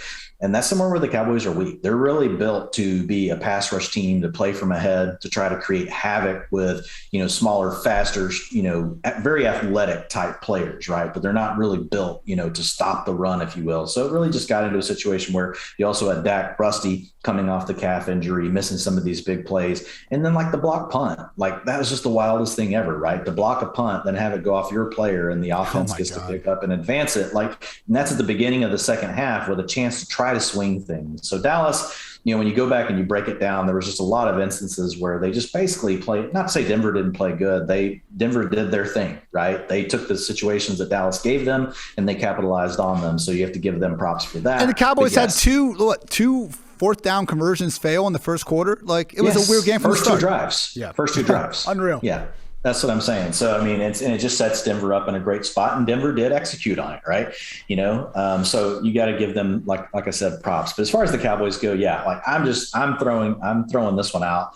I am going to keep an eye on Amari Cooper, though, right? They really didn't want to use him throughout the game. He was at 59% of the routes. He practiced all week. He had pulled the hamstring the week before, right, in the game where Cooper Rush started against the Vikings. And it was obviously he was not doing well during the game. Now, Amari's, he's going to be out there, right? He's not one that's going to miss a game. He has to really be hurt. But he's also one of these players that, he's not going to give you the upside he normally would when he's hurt, because he can't let it all hang out and really. So the part of Amari's game that you're not going to see is catching a slant, right, and taking it for 40 yards for a touchdown. That's probably not going to be in play this week. And we'll keep an eye on the injury report. Like you said, we'll come back on Fridays and we'll hit on these. But Cooper, I am going to have ranked a little bit lower this week. I'll probably have him borderline wide receiver 2, might be a high-end wide receiver 3. Right now, I got him at the bottom of my wide receiver 2 tier. The matchup's average, wide receiver strength of schedule. It is a plus matchup, wide receiver cornerback matchup, but that doesn't take into account Amari's injury, right? So you got to to discount that a little bit. So Lamb is really the player that I'm more excited about. Let's see what happens with him this week. He did have a rolled ankle that occurred Wednesday in practice late. He didn't practice Thursday, came back and did practice on Friday and did play in the game. He was out there for 70% of the snaps. So they also curtailed his, and we are going to get Michael Gallup back this week. But Lamb is the player that I'm looking to the most, but we'll have to keep an eye on the injury report. It's a 74 on the wide receiver cornerback matchup this week. So that's above average. That's a good spot for someone like Lamb, and 32 points, right? The Cowboys do have the number one implied odds on the slate. So Dak is also in play. If you look at him this week, he did not look good last week. That may be the worst game I've seen from Dak in his career. Look, and it happens to everybody. His accuracy was just off. I mean, you highlighted on the Sunday night recap, like the throws that he missed to CD Lamb last week finished as wide receiver 62. He could have finished in the top 5. Like, could have finished one. Yeah. So, I mean, there's a huge swing in what could have happened for Lamb last week. So you guys don't fret on that. You're just going to roll him back out there again. But as far as Dak, I mean, looking at him, I've got him as my quarterback number 5 right now, Ian, on the slate. I've got Jackson first, Allen second, Brady. I probably need to move Brady to second, Allen to third, but whatever. Those are your top 3. And then I've got the next tier. It's kind of jumbled, right? I've got Prescott, I got Mahomes, I got Herbert, you got Kyler Murray. We don't know what's up with him. We got Russell Wilson, you got Stafford. They're all kind of there together. I got to kind of work through that, but they all have decent matchups. They've all got decent implied points. So I haven't really split hairs on those guys yet. But the bottom line is Prescott's probably going to be in my top 8 for sure, in my top 10, but I've got him at 5 right now. And then as far as tight ends, Schultz last week, we mentioned this, so I won't spend a lot of time on it, but the routes were way up last week, 91% with Blake Jarwin out of the game. Now you are getting Michael Gallup back, right? And we have seen the targets per route run, that's the problem, have fallen for Schultz. What he was living on early in the season, and this is how football goes sometimes. Early in the season, you're like, how's this tight end who's only out there for 60% of the snaps, and you're dealing with freaking, Amari Cooper and CeeDee Lamb, and they're running the ball and he's leading the team. Well, it's because his targets per route run were nuts. And I said earlier in the season, there's no way he sustains targets per route run of up in the 30% range. I like Dalton Schultz, but he is not that good. He's not that good of a player. And so now that's really come down. So while his routes have gone up, the targets per route run have dropped. You also have defenses. They happen to watch film on these guys, right? And once you get 3 or 4 weeks on you, they start to try to learn what are the things that you like to do. They try to take it away. So Dalton Schultz probably running into a little bit of that for his first time, in his NFL career, where he probably actually has some defenses starting to scheme for him because of how much work he was getting, from weeks 4 through 7 or weeks. Well, that was a bye week 7. But the weeks, 4 through 8. So that's something to just kind of keep an eye on. But the routes were there. So Dalton Schultz will be in my top 12. What do I have him right now? Sorry. Dalton Schultz, I've got as my tight end. I've got him at 9 right now. Man, there's just some, this is what a year for tight ends. People bitch every year about tight ends. Do not bitch to me about tight ends this year. Kelsey, Pitts, Waller, Kittle's back, Andrews is going nuts, TJ Hawkinson, Dallas Goedert getting over 30% of the targets. Our guy Gesicki. Mike Gesicki. This, dude, I've never had a list that long of tight ends where I'm like, any one of these guys could be tight end 1 this week, and it's not just because they catch 1 touchdown. These guys, I will rank several of these guys over ahead of a lot of the receivers this week. I can't wait to see which bust of a late round tight end I fall for next year, but at least we got a bunch of guys going off. Real quickly, with Michael Gallup coming back, I mean, the usage in week 1, 7 targets on just 60% of the offensive snaps, and they were using Gallup almost interchangeably alongside Cooper and CeeDee in terms of just they were rotating. Yep. Right. Are we fine treating him as a wide receiver 3 right away? Because they have been okay. We want to wait a week. I'm not, but it could happen. It's in the range of outcomes. So because they've been pretty deliberate about bringing him back. They haven't rushed him. You know what I'm saying? Right.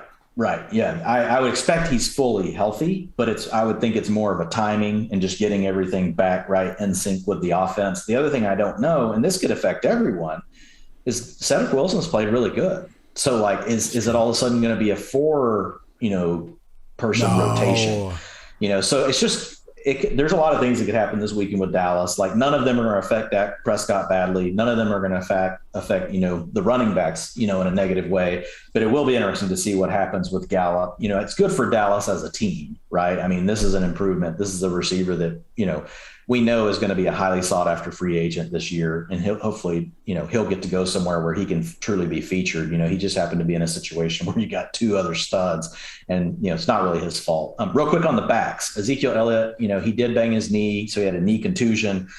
Mike McCarthy has said he expects Zeke will be fine this week. We'll have to keep an eye on practice participation. We'll talk about that on Friday on the injury podcast. But right now, Ian, wow, what a matchup. If you look at his running back strength of schedule for the week, it is the fourth best. If you look, and so this goes for Pollard too.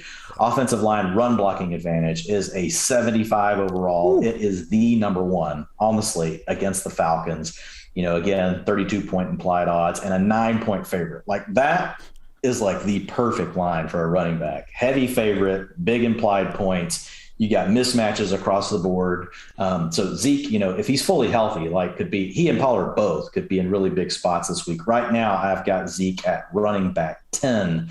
And that's just because we've got James Conner's going to be on his own. You got Dalvin Cook, you got Christian McCaffrey back in the mix. 2 weeks ago, Elliott would have been 8. Right, in this matchup. Right now, he's sitting at 10. Yeah, and I'm sure if people wanted to put him up at 6 or 7, it's not egregious. You're starting him either way. You could do it.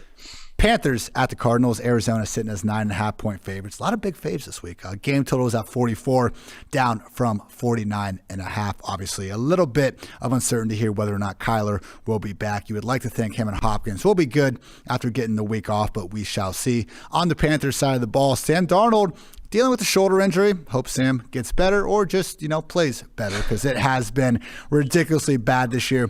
Nobody has a lower catchable pass rate than the Panthers when the intended target has been deemed open or wide open. Sheesh. DJ Moore, we've said this now. Last week was the straw that broke DJ Moore's back. We now need to get back to treating him as a wide receiver 2 who has wide receiver 1 usage. He's a great player. He'll have a pop-off game here, but, the stretch we saw to start the season, it's just going to be hard for him to be that consistent, particularly now at Robbie Anderson and Terrence Marshall healthy. Robbie, claps to Robbie for freaking out on the sideline with Darnold, man. He is just so tired of this dude, and I am too, Robbie. So I hear you there, man. I'm doing the same thing Robbie's doing in my living room as I'm watching these Panthers games. So get DJ Moore in there. That's it from the passing game. But at least people, Christian McCaffrey, the fantasy god, the guy with the most PPR points. I know your mom thought James Conner was fast. Did she also look at Sam Darnold and say, that guy really sucks, Ian? I need to get Cindy's opinion on Darnold here before the next episode. Christian McCaffrey, it really is wild. Last week, we did see the limited snaps, the pitch count that we expected. Still ended up being 18 combined carries and targets. So wasn't, used just completely behind Abdullah or Chuba by any stretch of the imagination. He finished as the PPR RB15. That's his worst finish in a game where he just wasn't injured early since week 2, 2019. RB15. It's in the floor he has is truly insane. And like I was saying, most PPR points per game among any running back ever. More than Jim Brown, more than Antonio Williams, more than all the GOATs. So yes, the Cardinals, 7th best defense and PPR points to RBs. What do we always say about matchups though, people? They're a tiebreaker, particularly for someone like McCaffrey. I would also note that, when you do look at these defenses and their PPR points allowed, similar to our reasoning for getting behind Damian Harris last week. Obviously, the injury stopped him from having a bigger game, but you want to look and see okay, are they shutting down running backs because they're good at stopping the receptions or because they're good at crowding the line of scrimmage? Obviously, for McCaffrey, we would want maybe a stout run D, but they're not good at covering the guys, and that is what we have in Arizona. Bottom 10 defense in both receptions and receiving yards to running backs. So you're still starting DJ Moore unless you're in one of these stacked 6-team leagues that people still manage to show me from time to time, and obviously get CMC out there. If you don't want to rank him as number 1, you better be ranking him number 2, number 3 at the position at the absolute lowest. Dwain, Cardinals, it's a lot of injuries this week that we're going to need to see what happens, but at least I'm not thrilled about it. I wish Chase Edmonds was healthy, but man, James Conner, where do you have him ranked? Because you said ahead of Zeke. We talking legit top 8? I've got him number 5 right now. Sheesh. Yeah, I mean, well, his utilization last week, 77% of the snaps, 55% of the rushing attempts, 72% of the routes. That's pretty big. 19% of the targets. So he basically took over. If you remember early in the season, Chase Edmonds was a top 2 back every week, right? In targets per route run, he was a top 2 back in target, or top 3 in targets. And so Connor really did just kind of slip into playing, that role plus the role he had before. Are they different players? Yeah, but they're right now using them, in a similar fashion.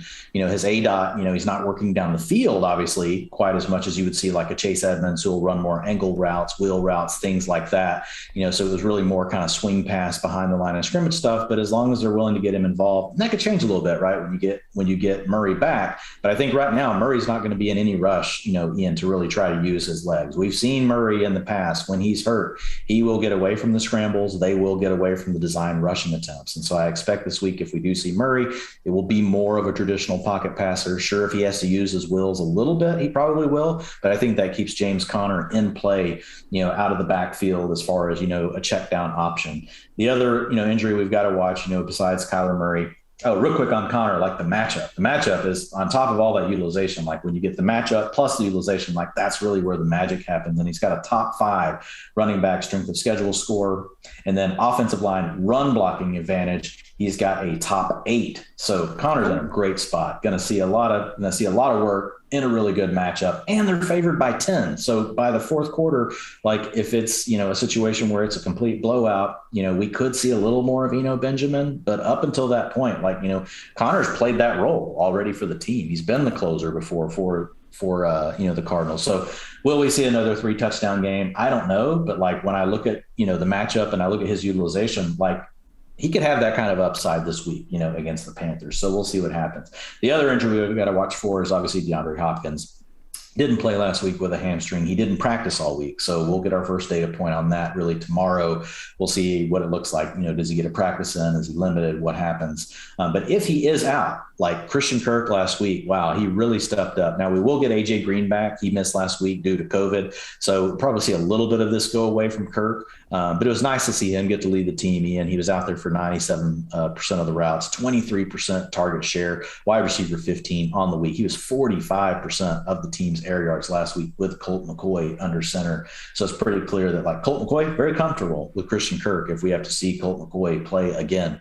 I don't know if we can say that for AJ Green and some of these others. We'll have to see. Rondell Moore was out there for 88% of the routes last week. That will go down with AJ Brown back. But again, Moore, just like what we talked about with Dalton Schultz earlier on the Cowboys, like as his participation has gone up in routes, like we've seen his targets per route run go down. Early in the season, we were seeing that number up in the 30% range. And that's why he was able to have these kind of funny little spike weeks, right, where he would really perform well. Well, now over these last few weeks, he's not seeing huge routes. Before week 9, he had been out there for 54%, then 49% of the team's passing plays. But last week, like I said, up to 88%. But his targets per route run are not bad. Like but at 19%, if you're only out there half the plays, like you folks can kind of do your own math. Like that's not a lot. And this is for a receiver that really has to do a lot of the work on his own because his targets are all around the line of scrimmage. Like his ADOT, for the season right now for Rondell Moore is 1.2. So essentially this is, and I think I even used this one the other night on the recap pod. Like that's the Deebo Samuel role is what he's playing, but he's getting about half the snaps. So and when I say Deebo Samuel from last year, not this year's, obviously, yeah. Deebo Samuel, who's working all over the field and just crushing folks. Zach Ertz did see more routes last week, and I think that will be interesting to see if that really continues. I'm not sure it does if we have everybody else back healthy, but it's something we can keep an eye on. I've got him as a high-end tight end 2. You can call him a low-end tight end 1. It's a crowded tight end crop this week. Folks, like there's a lot of good plays at tight end, for week 10. So Ertz probably will end up being just outside my top 12 this week. Hopkins, if he plays, I'm going to be a little more cautious with him, Ian, so I'll probably have him as a low end wide receiver 2 or high end wide receiver 3. It looks like Ertz's usage was purely playing more slot because Kirk obviously usually is in the slot. Yes, he did. He was out wide last week, and that led Ertz having 31 snaps in the slot, had just 19 and 9 the 2 previous weeks. So I expect that to go back when they're fully ramped up. That's going to go down. Only other thing I'll add is how dare you for having a Freudian slip and saying A.J. Brown when he meant to say A.J. Green. Oh, my God. It's going to take me a while to get over that one, Dwain. So, AJ Green was a badass for a very long time. This is very true. Long live Bengals, AJ Green. Vikings at the Chargers. LAC sitting as 2.5-point favorites. Got the wrong color. Game totals at 52, up from 48.5. Kirk Cousins, your highest graded quarterback, went kept clean among all starters this year, but he has the single largest difference now in yards per attempt when he's kept clean versus pressured. Geno Smith technically has the largest. Now Russell Wilson is back, so I can get away with small stats like that. And the Chargers this year, we know Joey Bosa is a beast, but just 24th in pressure rate, only 21st in quick pressure rate, which helps account for, guys scrambling around, just pressures in 2.5 or fewer seconds. So maybe, man, could be a sneaky shootout. And I was all over the Kirk Cousins, Jefferson, Thielen stack in DFS last week. Ravens ended up just really controlling the ball. We had a kick return touchdown. Just wasn't enough volume for Kirk and company. We saw them get up a little bit, be able to run the ball a little bit more than usual. But maybe this week against Justin Herbert and company, we do see Jefferson. I don't know, Dwain, get a decent amount of targets. 9 targets over the last 2 weeks combined for Justin Jefferson. That should be illegal in all 50 states. 2 weeks in a row where he was off out the gate too. Looking great. And then all of a sudden the second half, it's like, just kidding. They need to attack the secondary because there's a chance the Chargers are down both Asante Samuel Jr. and Michael Davis. Yeah, you don't have your top 2 corners. Maybe, just maybe, throw the ball to one of the best wide receivers in the league. And Adam Thielen as well. Not trying to take anything away from one of the most consistent and efficient red zone threats in the NFL at the moment. So you should be feeling pretty good about all these guys. I get it, Kirk Cousins, he's definitely not supplied the weekly QB1 goodness that we were relying on him for during the first 6-7 weeks of the year. I still think he possesses weekly 3 touchdown passing upside, and this could be a sneaky spot to again go back to well in DFS. Now, with Dalvin Cook, you're starting him regardless. Can he get to where we draft him to be, though, as the number 2 player? I think so. Week 10, obviously this week, Chargers are 26th in PPR points per game allowed to running backs. Then we get the Packers, who are 14th, but you look beneath the surface, and they're actually quite a bit worse defending the run. 49ers 21st, and then the Lions 31st over the next 4 weeks. So he actually does have career low marks in PFF rushing grade and yards after contact per carry. But Dwain, last week, I think he looked even more vintage than ever before. We saw him in the Cowboys game and the week even before that, before their bye, start to really not break off long runs, but he was getting closer. And then last week, he actually had that 66-yard run reverse and field, looking like the Dalvin we all know and love. So continue to go the well with Dalvin Cook. Obviously, Alexander Mattison, top-tier handcuff that just has no standalone value for the time being. And with Tyler Conklin, we can feel pretty good about this matchup as well. Discussed him on the waiver pod. He is an upside tight end, too, against the Chargers' bottom 3 defense against tight ends. Now, Dwain, our guy Mike Williams, he's been a little bit inconsistent lately. He's been dudding far more than we would like. He had the great 45, 46-yard catch last week, but just 3 games now where we haven't seen him put up the sort of high-end numbers we were getting used to seeing during the first month. You aren't worried, and I love it. Tell the people why. Yeah, and I was having this conversation on Twitter earlier. Jared Smola from Draft Sharks did mention that on the broadcast, because typically I watch the 22, or honestly, I just mute the broadcasters. I should probably listen to them more since, Ian, you have told me that I have to handle all pronunciations from here on out. It's your cross to bear.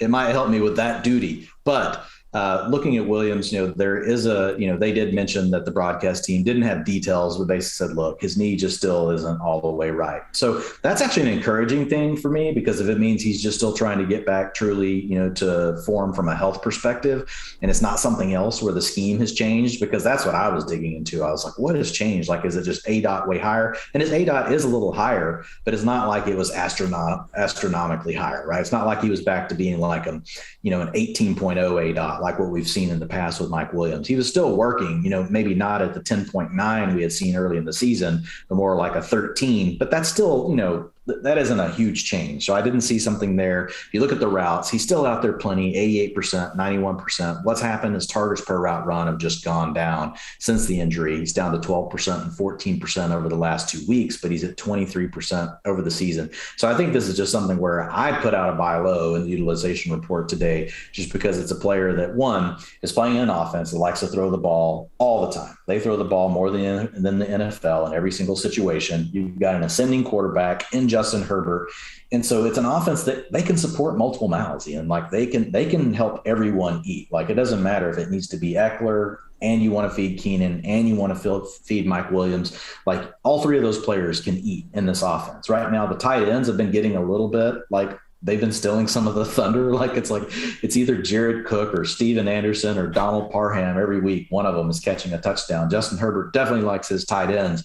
But Mike Williams, if you look at him on the season, 39% of the end zone targets, which is by far in first place on the team. Next is Keenan Allen at 17%. So Williams is just really in a good spot. I think he's a buy low. This week, I've got him sitting at wide receiver 22, but I haven't fully finished with these ranks. It wouldn't surprise me if I bump him up a couple. Like I already see right now, there's a couple names that I've got him below that I'll probably end up pushing him above. But I think, mid-range wide receiver 2 is still where I think you can feel safe ranking him, but I think he still always carries that upside of hitting on the wide receiver, top 5 each week because he can come up with these big plays. He's also highly utilized down around the end zone. So I'm totally in on Mike Williams. Keenan Allen, we put out the buy low. I think you did. I know I did. Multiple weeks leading up to last week, and really it's been the last 2 weeks. He's finished as wide receiver 15 and wide receiver 3. But man, Ian, the targets are flowing for Keenan Allen, 33% and 35% over the last 2 games.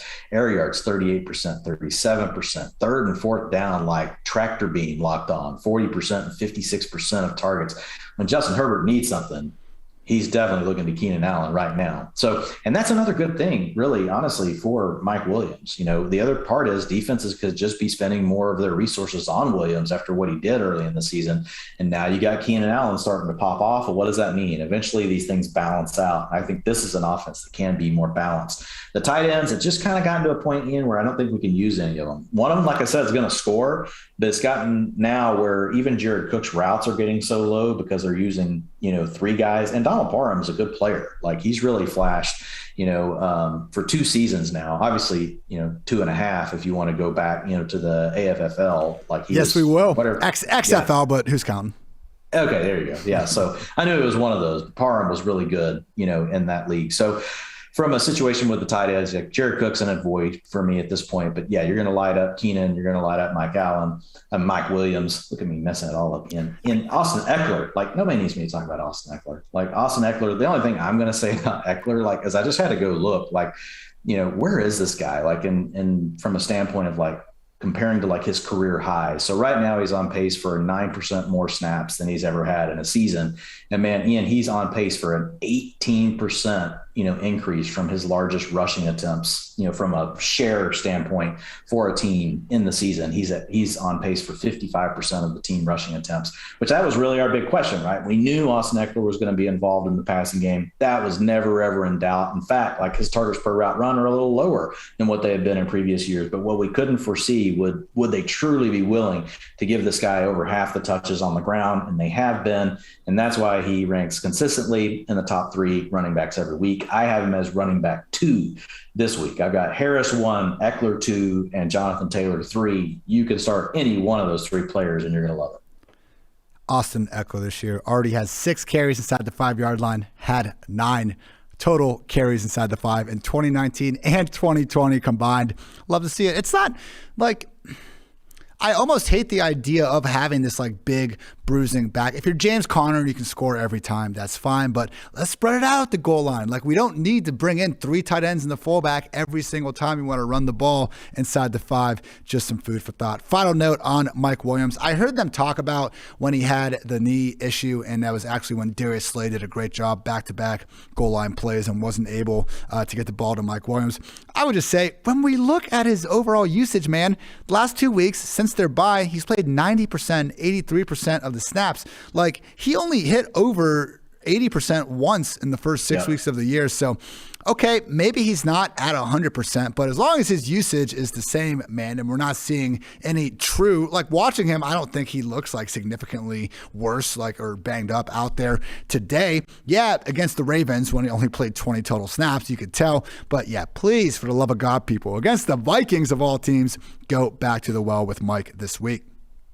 4 more matchups to get through. We got the Seahawks at the Packers, Green Bay, 3.5-point favorites down from 5 points, game total at 49.5. We got Russell Wilson back in action, and we got Aaron Rodgers tentatively expected to be back. He said in one of his McAfee interviews today that I believe there's a chance he doesn't play, but as long as he's able to get his negative COVID test in Saturday, LaFleur has already said he will be back under center. So with Seattle, backfield, we'll see. Chris Carson, Pete Carroll called him day-to-day about a month ago. He's been on the IR. Apparently wants to return to practice. It's a neck injury. I could see Chris Carson playing this week and having 20 carries. I could see him not touching the ball for the rest of the season and staying on IR. Just something we're going to need to monitor. If Carson is in, I would really try to find someone else because we do have Collins, Penny, enough guys to maybe make this a committee. And while Carson has been the lead guy in the past, we have seen stretches when these other guys have been healthy of them not giving Carson that true, 20, 25 touch workload. And if he is playing through what they're called like a chronic neck issue, why is he playing at all? I don't know. But I think whether it's Carson or whether he's out and we have Alex Collins as the lead guy, I think we need to treat these guys more so as like an upside RB3. Like Dwain, you said you had someone, said Antonio Gibson like RB26. I think I'd rather play Gibson over Alex Collins this week though. Yeah, I would too. Yeah, I mean, I think like right now, I just kind of want to stay completely away from the Seattle backfield. Yeah, like if Carson, even like if I've got him on a couple of teams, like if I've got another option, I'm gonna try to not even use him, even if he's playing. If I don't have another option, obviously I'll use him. But if I feel that way about Carson, then that means that's a definite trickle down. Like I don't even know who Elijah Penny is anymore. He's dead.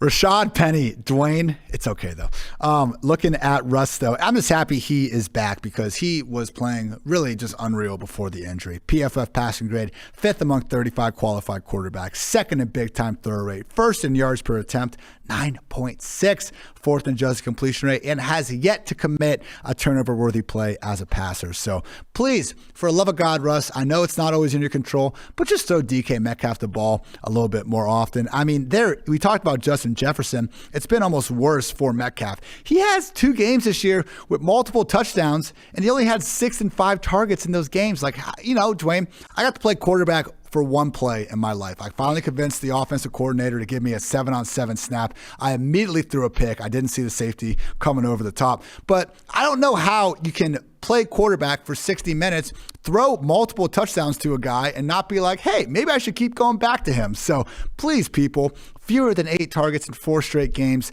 Let's get, double that in one game. Let's see what happens. But either way, Metcalf Lockett, we are absolutely loving that Russ is back under center. You don't need me to tell you that. Now, I will say, this Green Bay pass defense, we know the run defense isn't great, 27th in yards before contact allowed per attempt. We've really seen them shore up the pass defense despite not having Jair Alexander. So when I see this, Dwain, I don't think, are the Pack,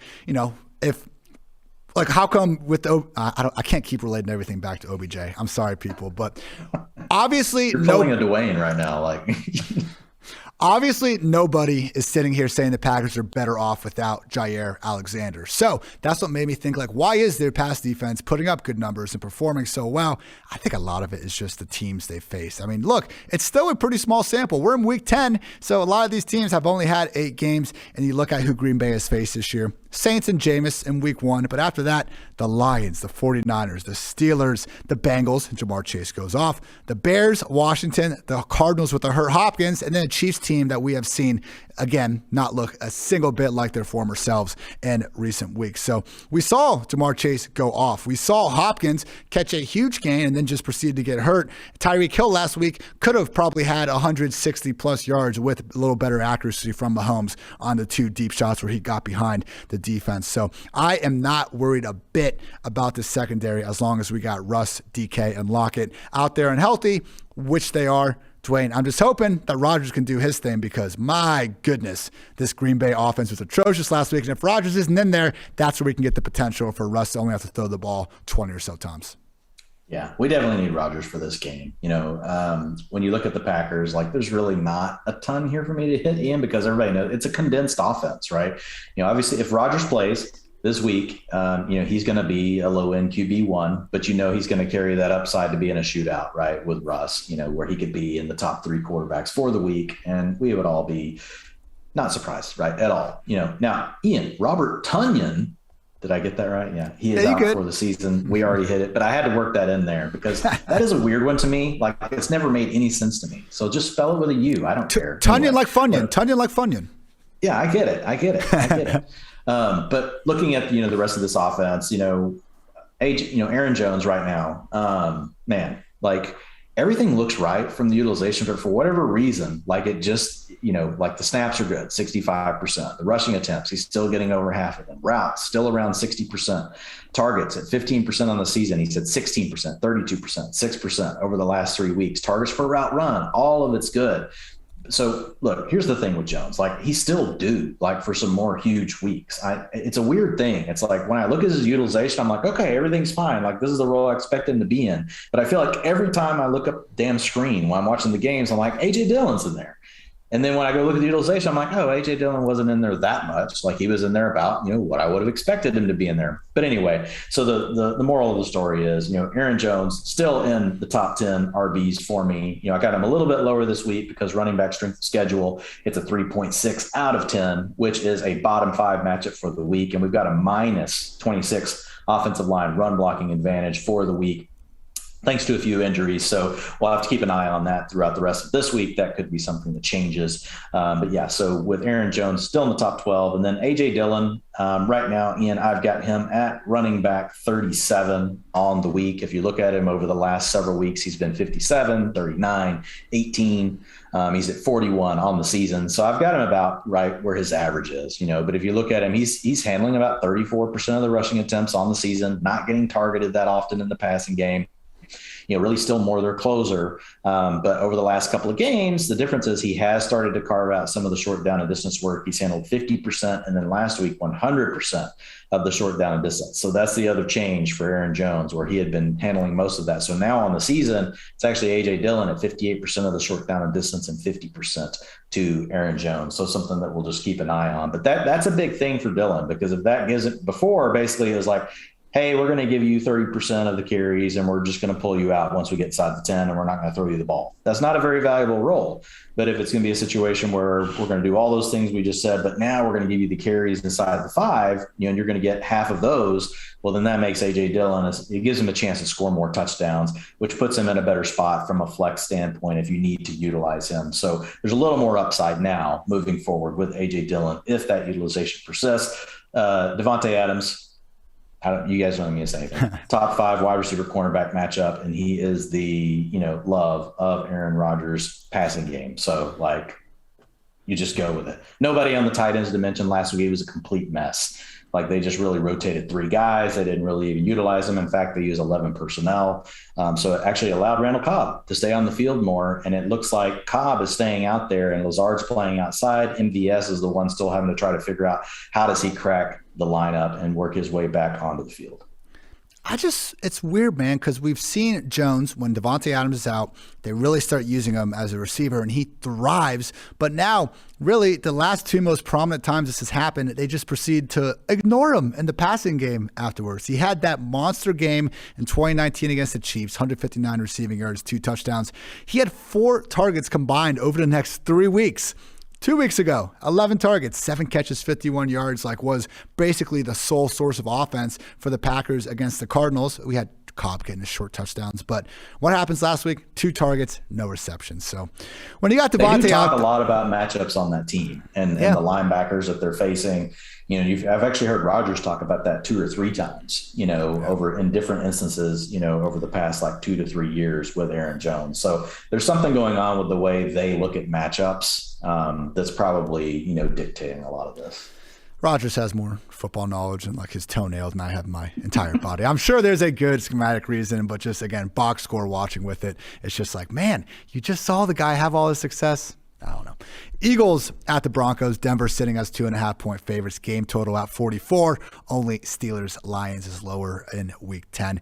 Jalen Hurts, people. Top 12 QB in 11 of 13 starts. Both times he didn't. He was pulled before the fourth quarter. I'm not like actively expecting him to get benched for Gardner Minshew. Like, he has not been the problem recently. Yes, they have gone away from a pass-first offense, and they are really just running the hell out of the ball. Just 31 total pass attempts for Hurts over the past 2 weeks. But I feel like as someone that you haven't exactly surrounded with a bunch of high-end pieces, he has performed at least kind of league average level, like what you'd expect in this situation. So as long as Hurts keeps the job, continue to fire him up as a weekly QB1. I think you'd be hard-pressed to name more than 7 or 8 or so guys ahead of him. That rushing floor just remains a cheat code in Fantasyland. With the running backs, we discussed it on the waiver wire pod, but yeah, Miles Sanders out for at least another week with that ankle injury. Jordan Howard, probably the dart. You know, if the guy that I sent over to your house, Dwain, to ask about Washington, if he comes over to my house and asks about Jordan Howard versus Boston Scott versus Gainwell, I probably would say Jordan Howard, but believe me, I would not feel good about it, and I'd probably start, saying my goodbyes to those I care about. Guys, this episode's getting dark, man. That's on me. And then with the everyone else, Dallas Goedert, loving him, top 8 tight end, and I know we haven't really gotten the booms just yet out of him, but the usage continues to look just fine. Should have had a 50-yard touchdown in the first drive last week. Unfortunately, Hurts sailed it on him. So go with Goddard. If it's a close start-sit question with Devontae Smith, I think I'll probably be going with the other guy this week. Denver, as we just saw against the Cowboys, certainly not a pushover even without Von Miller. And I just think the way Vic Fangio has consistently performed, just being, I think, one of the better defensive minds in the league, we've seen a lot of passing offenses struggle really over the past 2 years, particularly some of the younger quarterbacks. So top 12 D against wide receivers. The volume, it looks great on the rates and everything, but when we're only having potentially 17 to 20 total pass attempts, we got to keep in mind that that's going to be an issue compared to some of these more pass-happy offenses. So Devontae, as great as last week was, and again, I posted a tweet, told you guys I was going to go back and look at the All-22. It was just as good as I expected. Route running's crisp, but it's looked crisp all season. I think there's enough concerns about the matchup and the volume to still not be able to really budge him past that middling wide receiver 3 territory. So fire up Hurts, Howard if you need to. Feeling good about Goddard. Good, not great with Devontae Smith. Dwain, can we just get some sort of isolation in Denver? We got good players everywhere, but they each have someone else eating into their opportunity. Yeah, this is where Aaron Rodgers is going, and they're going to win the Super Bowl. That's just it's going to be Kellen Moore from the Cowboys coming to there to be the coach, and it's I like that call. Him paired with Aaron Rodgers with freaking. Now they got to re-sign Sutton, but Judy, dude, what would Aaron Rodgers turn Tim Patrick into? Demaryius Thomas. Exactly. Right. Albert O is better than any tight end on the Packers. Right. And he's the backup to Noah Fant. And we're sitting here with Teddy Bridgewater, who's thrown for 300 yards twice this season, and only because you made him eat his vegetables. I just see Teddy Bridgewater as a kid sitting there at the table, and they're like, no, Teddy, you're passing for 300 yards. You eat your spinach. You open your mouth up. You're going to do it.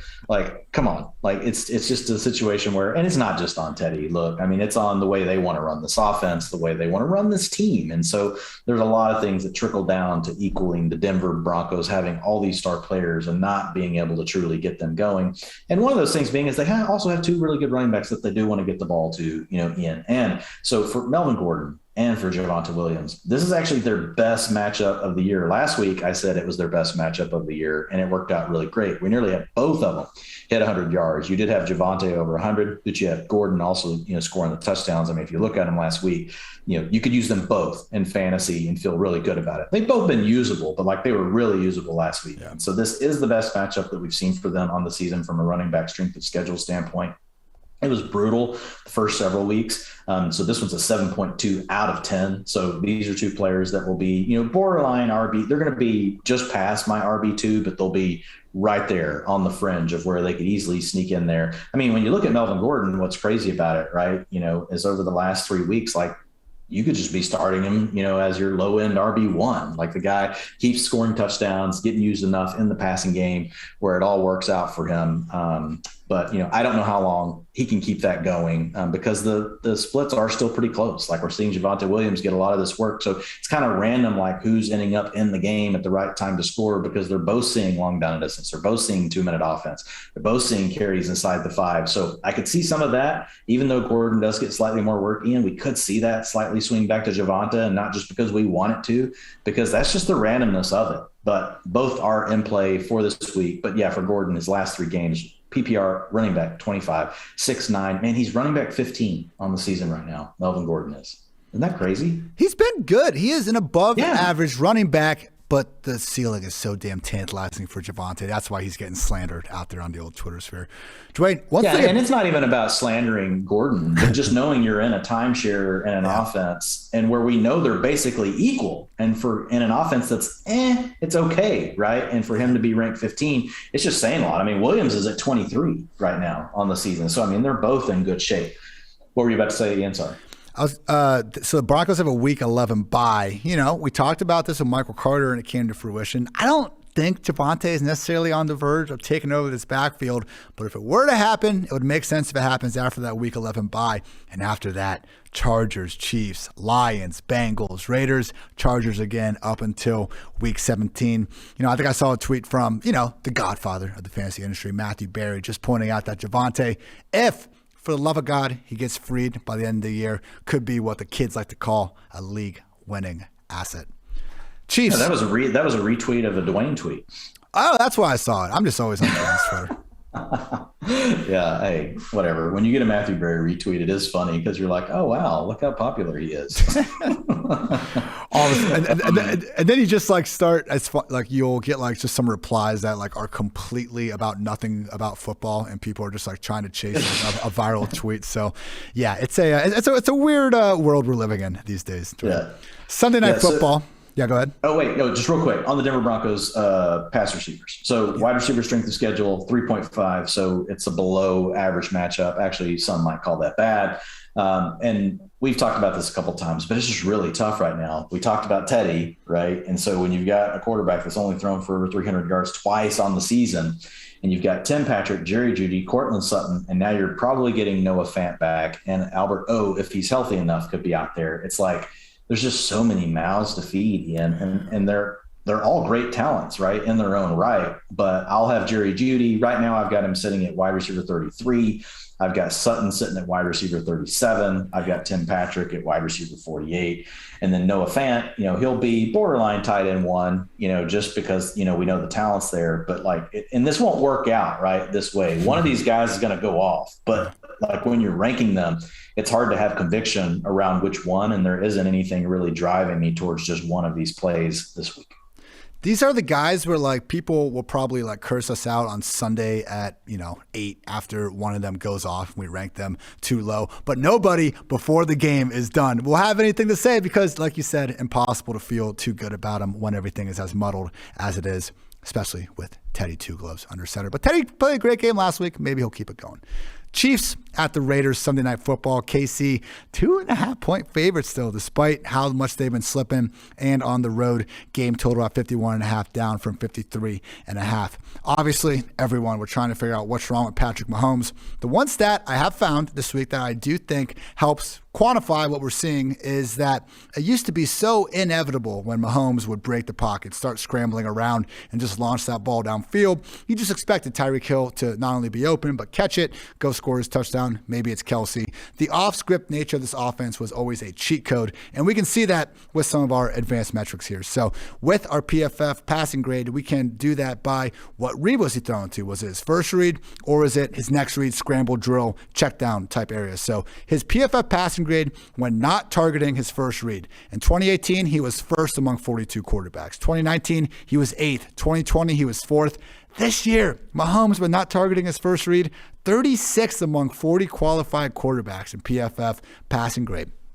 It's been miserable. It seems like, and we can see going back through the game, Monday morning quarterbacking, there are moments where he just seems unsure of himself more than ever about when he wants to take the easy play and when he wants to try to go downfield. Travis Kelsey getting wide open over the middle, showing some signs of frustration when he's not getting the ball as Patrick is just gunning it down there. So I really have a hard time believing one of the best quarterbacks we've ever seen play for a 3-year stretch is gonna keep being in this sort of a rut. But hey, man, going up against the number one not pass defense, but pressure defense in terms of team PFF pressure grade isn't exactly the sort of get right spot that you could hope for. Black hole, it's going to be loud. We'll see, man. I I feel like it's just a matter of when, not if, Mahomes and this offense gets back to humming. But certainly, I mean, they have not been anything like what we pictured in recent weeks. You're still starting Mahomes. You're still starting Tyreek Hill. You're still starting Travis Kelce. But we obviously would like to see them start putting up the sort of bonkers numbers that we drafted them to have back in August. Now with the backfield, Dwain, we did a good job last week with this. We told everyone, chill out. Derek Gore, he had a great drive. That's it. What happened last week? Darrell Williams racked up 23 combined carries and targets. And that's really been the story of the past month. 25, 9, 19, and 23 combined carries and targets. His snap rates have fallen a little bit, but he is still the undisputed lead back in a Chiefs offense that, again, I just don't think can stay this bad for too much longer. So not going crazy with him, but yes, Darrell Williams, you can continue to fire up as a solid low-end RB2. Maybe you can rank 24, 25 guys ahead of him. I'd be surprised if it's going to be too much more. The Raiders have allowed at least 110 rushing yards in all but one game this year.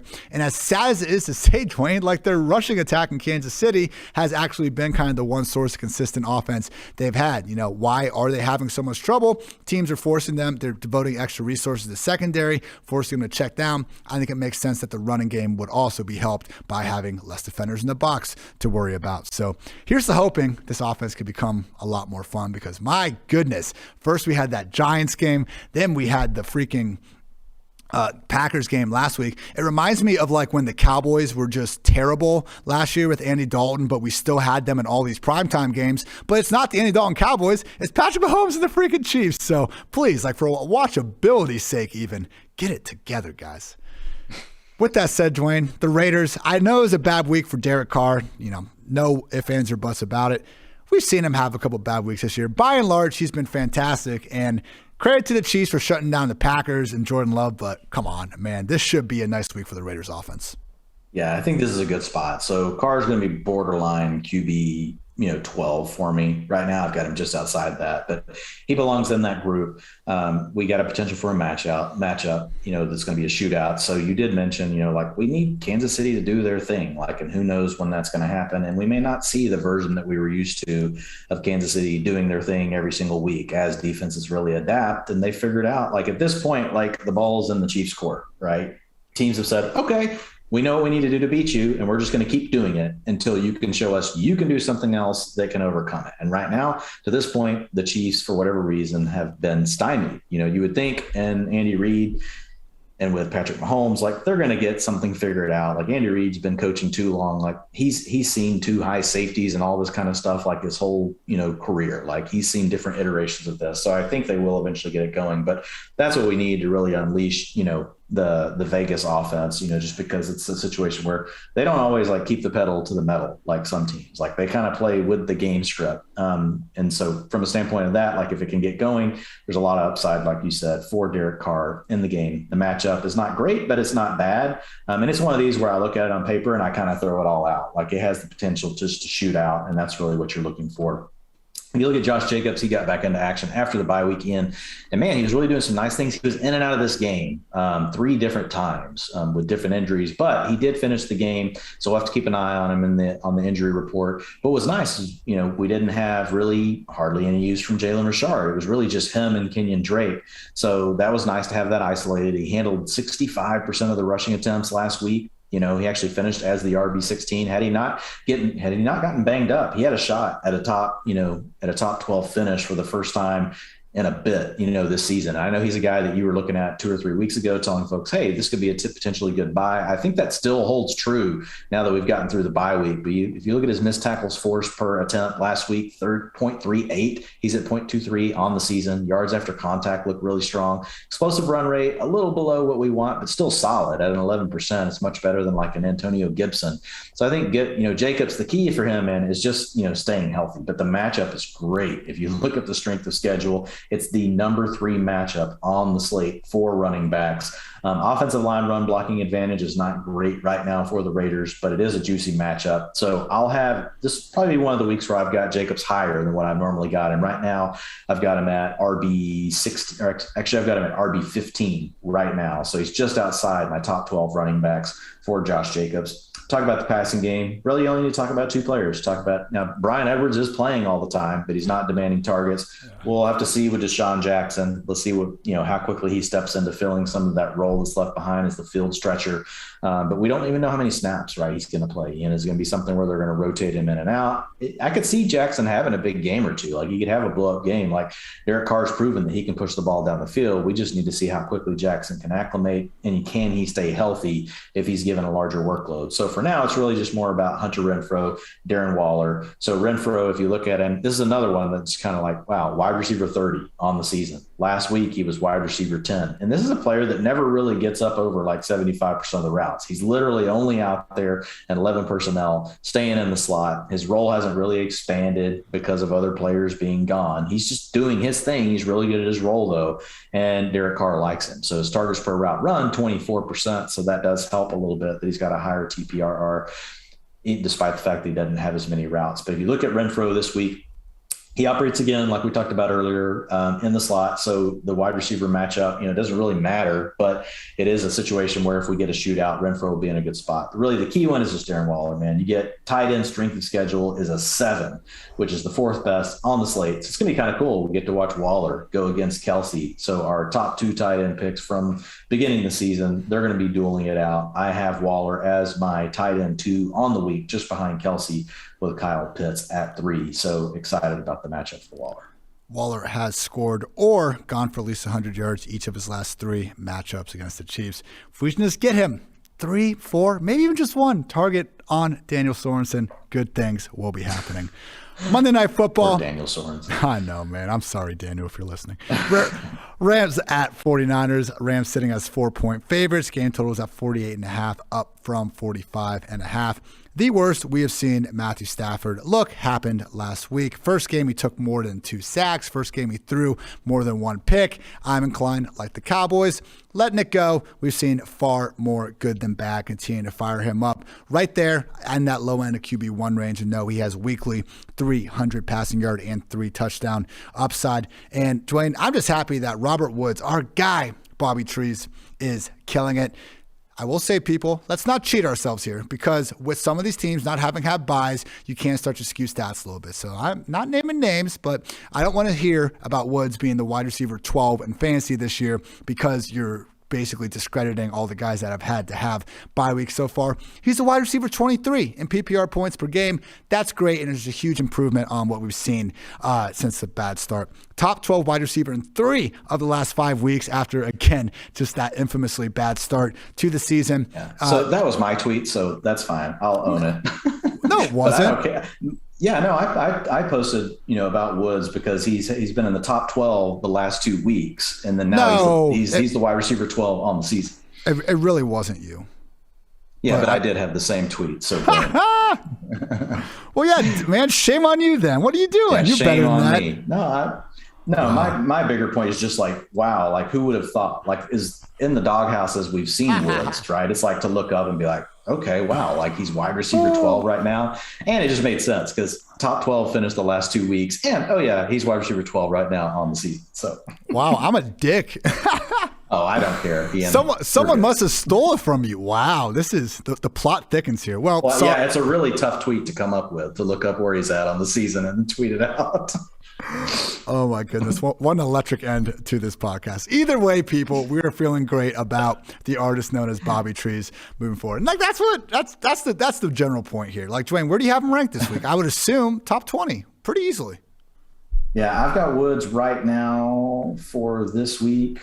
I've got him at 24. We are not on the same page in this game, but that's okay. 24-20. You all could imagine. Get him in those starting lineups. And we can also feel a lot better about Van Jefferson now. At least 6 targets in 5 of the last 7 games.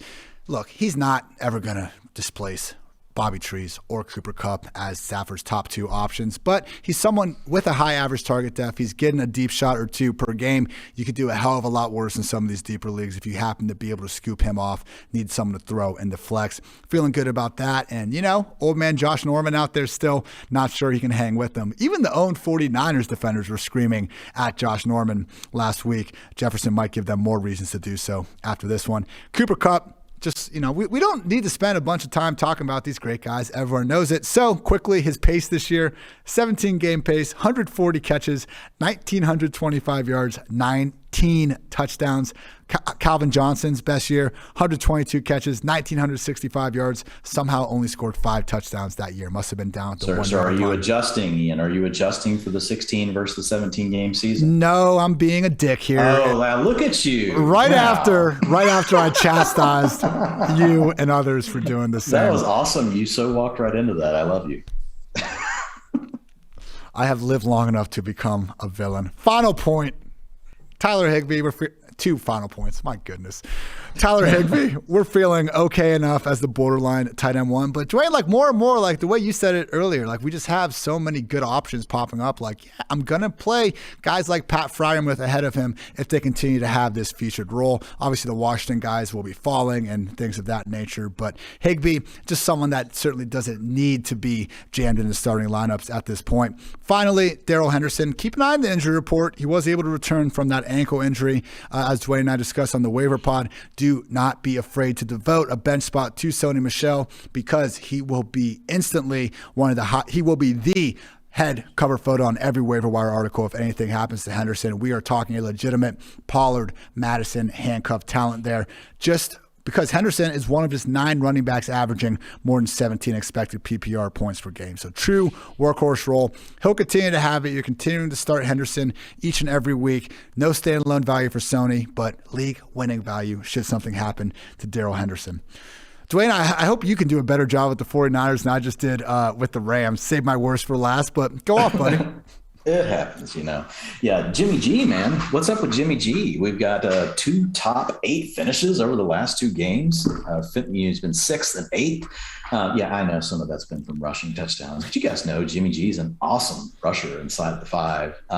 But it's a situation where, Ian, like, here's what I will say with Garoppolo. You get into a game like this where you're going to have to score points against the Rams. I know the implied total is low for the Niners at 22.5 right now. But the game isn't projected to be a blowout, right? It's a 4-point, they're 4-point dogs to the Rams.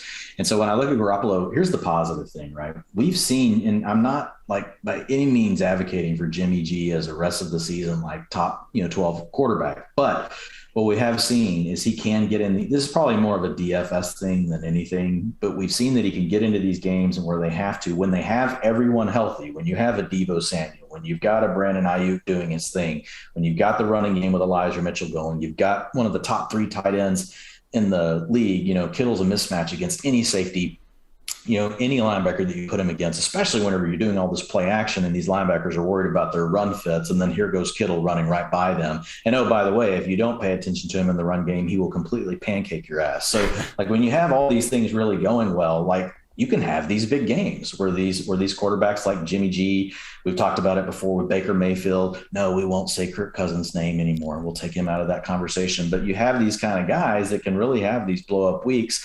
And it's hard to predict it week after week. And this is a really tough matchup for Jimmy G. If you look at the quarterback strength of schedule, it is actually the second toughest on the week. And if you look at the offensive line pass blocking advantage, minus 46 is the second toughest. But just keeping an eye on Jimmy G, like rest of the season, like when the weapons are healthy and the Niners are forced to get into a situation where they need to score points or they get behind, those are the games where you can see Jimmy G go off, or you can even see ahead. Like he may not even hit 300 yards passing, but he can throw for 3 or 4 touchdowns just because of the weapons around him. So just something to keep an eye on for this week. No, I'm not saying Jimmy G's a must start. So that's probably way too long to spend on him, but I just had to get it out there. So I've got him right now sitting at quarterback 17 on the week. He's in my tier 4 down there with down with Teddy Bridgewater. So guys that have weapons, right? You just need the right script, like for things to happen right and for them to get it going.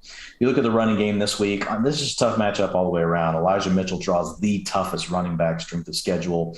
Also draws a 0 on the offensive line run blocking advantage, a 0. Now you can score negative on that. So it's not quite the worst, but it's in the bottom. Both of those are in the bottom 5. Obviously the running back strength of schedule is the worst, but Mitchell, man, he's just played so well, Ian, it's not like you're going to move him to your bench. His explosive Play rate is sitting at 19% on the season. The last 3 weeks, man, 22%, 28%, 25% of this guy's carries are going for 10 yards or more. So like they've really got the running game in a groove right now. And Elijah Mitchell's taking full advantage of that.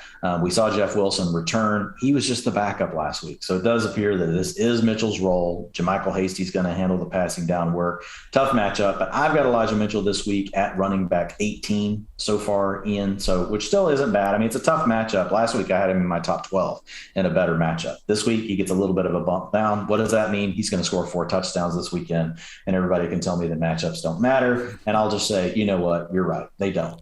And then Deebo Samuel, Brandon Ayuk, George Kittle, talked about that threesome just a second ago, but just real quick for folks that may not have got to hear the waiver wire show. So Brandon Ayuk, look, the last 2 weeks, 97% of the routes, 94% of the routes. Targets per route run, 26% and 19%. Targets, 27% and 22%. So we're talking about a player that really is back. 50% of the end zone targets each of the last 2 weeks. 38% of the third or fourth down targets last week from Jimmy Garoppolo. He finished wide receiver 5. Really, the utilization was there the week before, finished wide receiver 54. That's why we care about utilization. It can give us the heads up on these things, a week, 2 weeks before they really happen.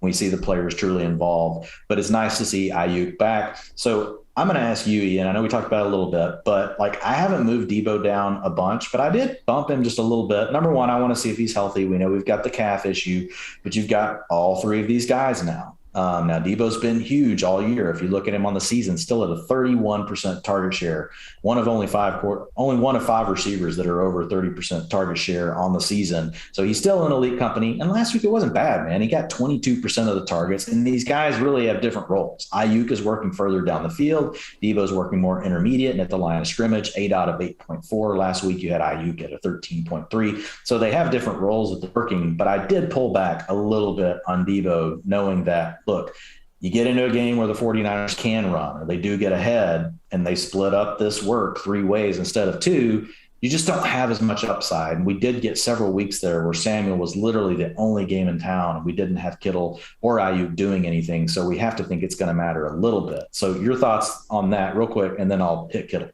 I don't think he's top 5, top 8 like we were going crazy with before. Deservingly so. He was putting up bonkers numbers. But even with the somewhat reduced usage with Ayuk coming on, he has 18 combined targets over the past 2 weeks. Remains such a threat with the ball in his hands. And for him to have that, was it a rib issue going to last week? No, that was Mitchell. Calf.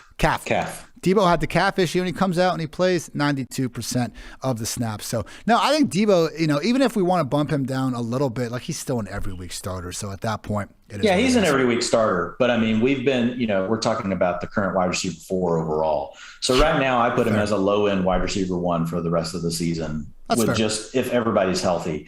So this week, right now, I've got Deebo Samuel as wide receiver 10. So that's basically right where I just said I had him. I've got Brandon Ayuk at wide receiver 36. So I intentionally did that. I got him inside my top 36 for the week, Ian. So I had him borderline. I still got to work a couple things around, but I feel comfortable putting him in there as that low end wide receiver 3 for the week. And then George Kittle, tough matchup, but you don't really care. It's George Kittle, and they're going to put, the Rams, as good as they are, they can still put them in a bind with all the play action and things that I talked about. So Kittle, I will have in my top 4 tight ends for the week, regardless, of the matchup. Well, he'll be top 5. Sorry, I thought I had 4. He's in my top 5. Only thing I want to add here, just a fun stat I found with Jimmy G. Yes, you're correct. He's put up some nice fantasy points over the last 2 weeks, and he hasn't had his full complement of weapons, but it's just too good of a stat to pass up because the worst quarterback this season in PFF's big-time throw rate metric is Jimmy Garoppolo.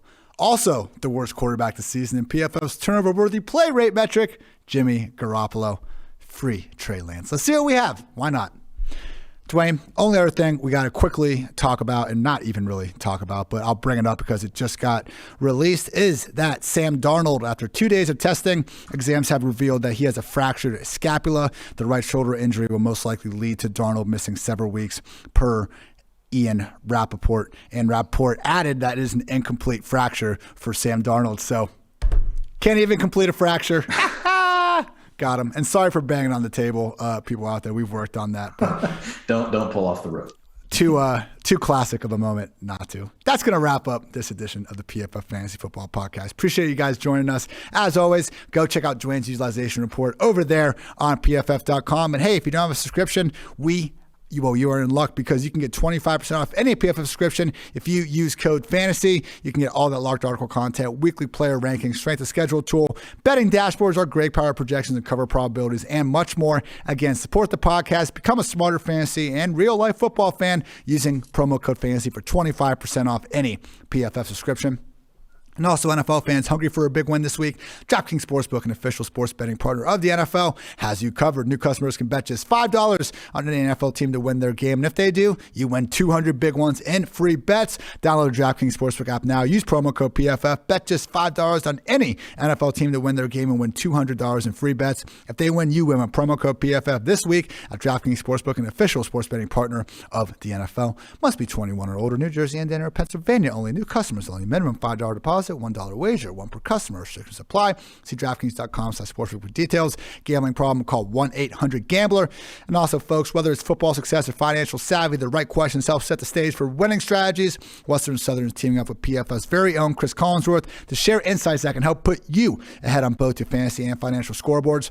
Want to hear about Chris's old playing days or behind the scenes with Al on Sunday Night Football? How about a need to know for your financial future? Now you can ask about either or both, and every football or financial question you ask earns you a chance to win a catered party for February's big game. Check out the Cris Collinsworth podcast and Western Southern's Instagram for answers to the best questions each week. You can submit those questions at westernsouthern.com/askchris. One more time, that's westernsouthern.com/askchris. If you're watching on YouTube, check out the link in the description below. Remember, at Western Southern, you can rest assured on game day.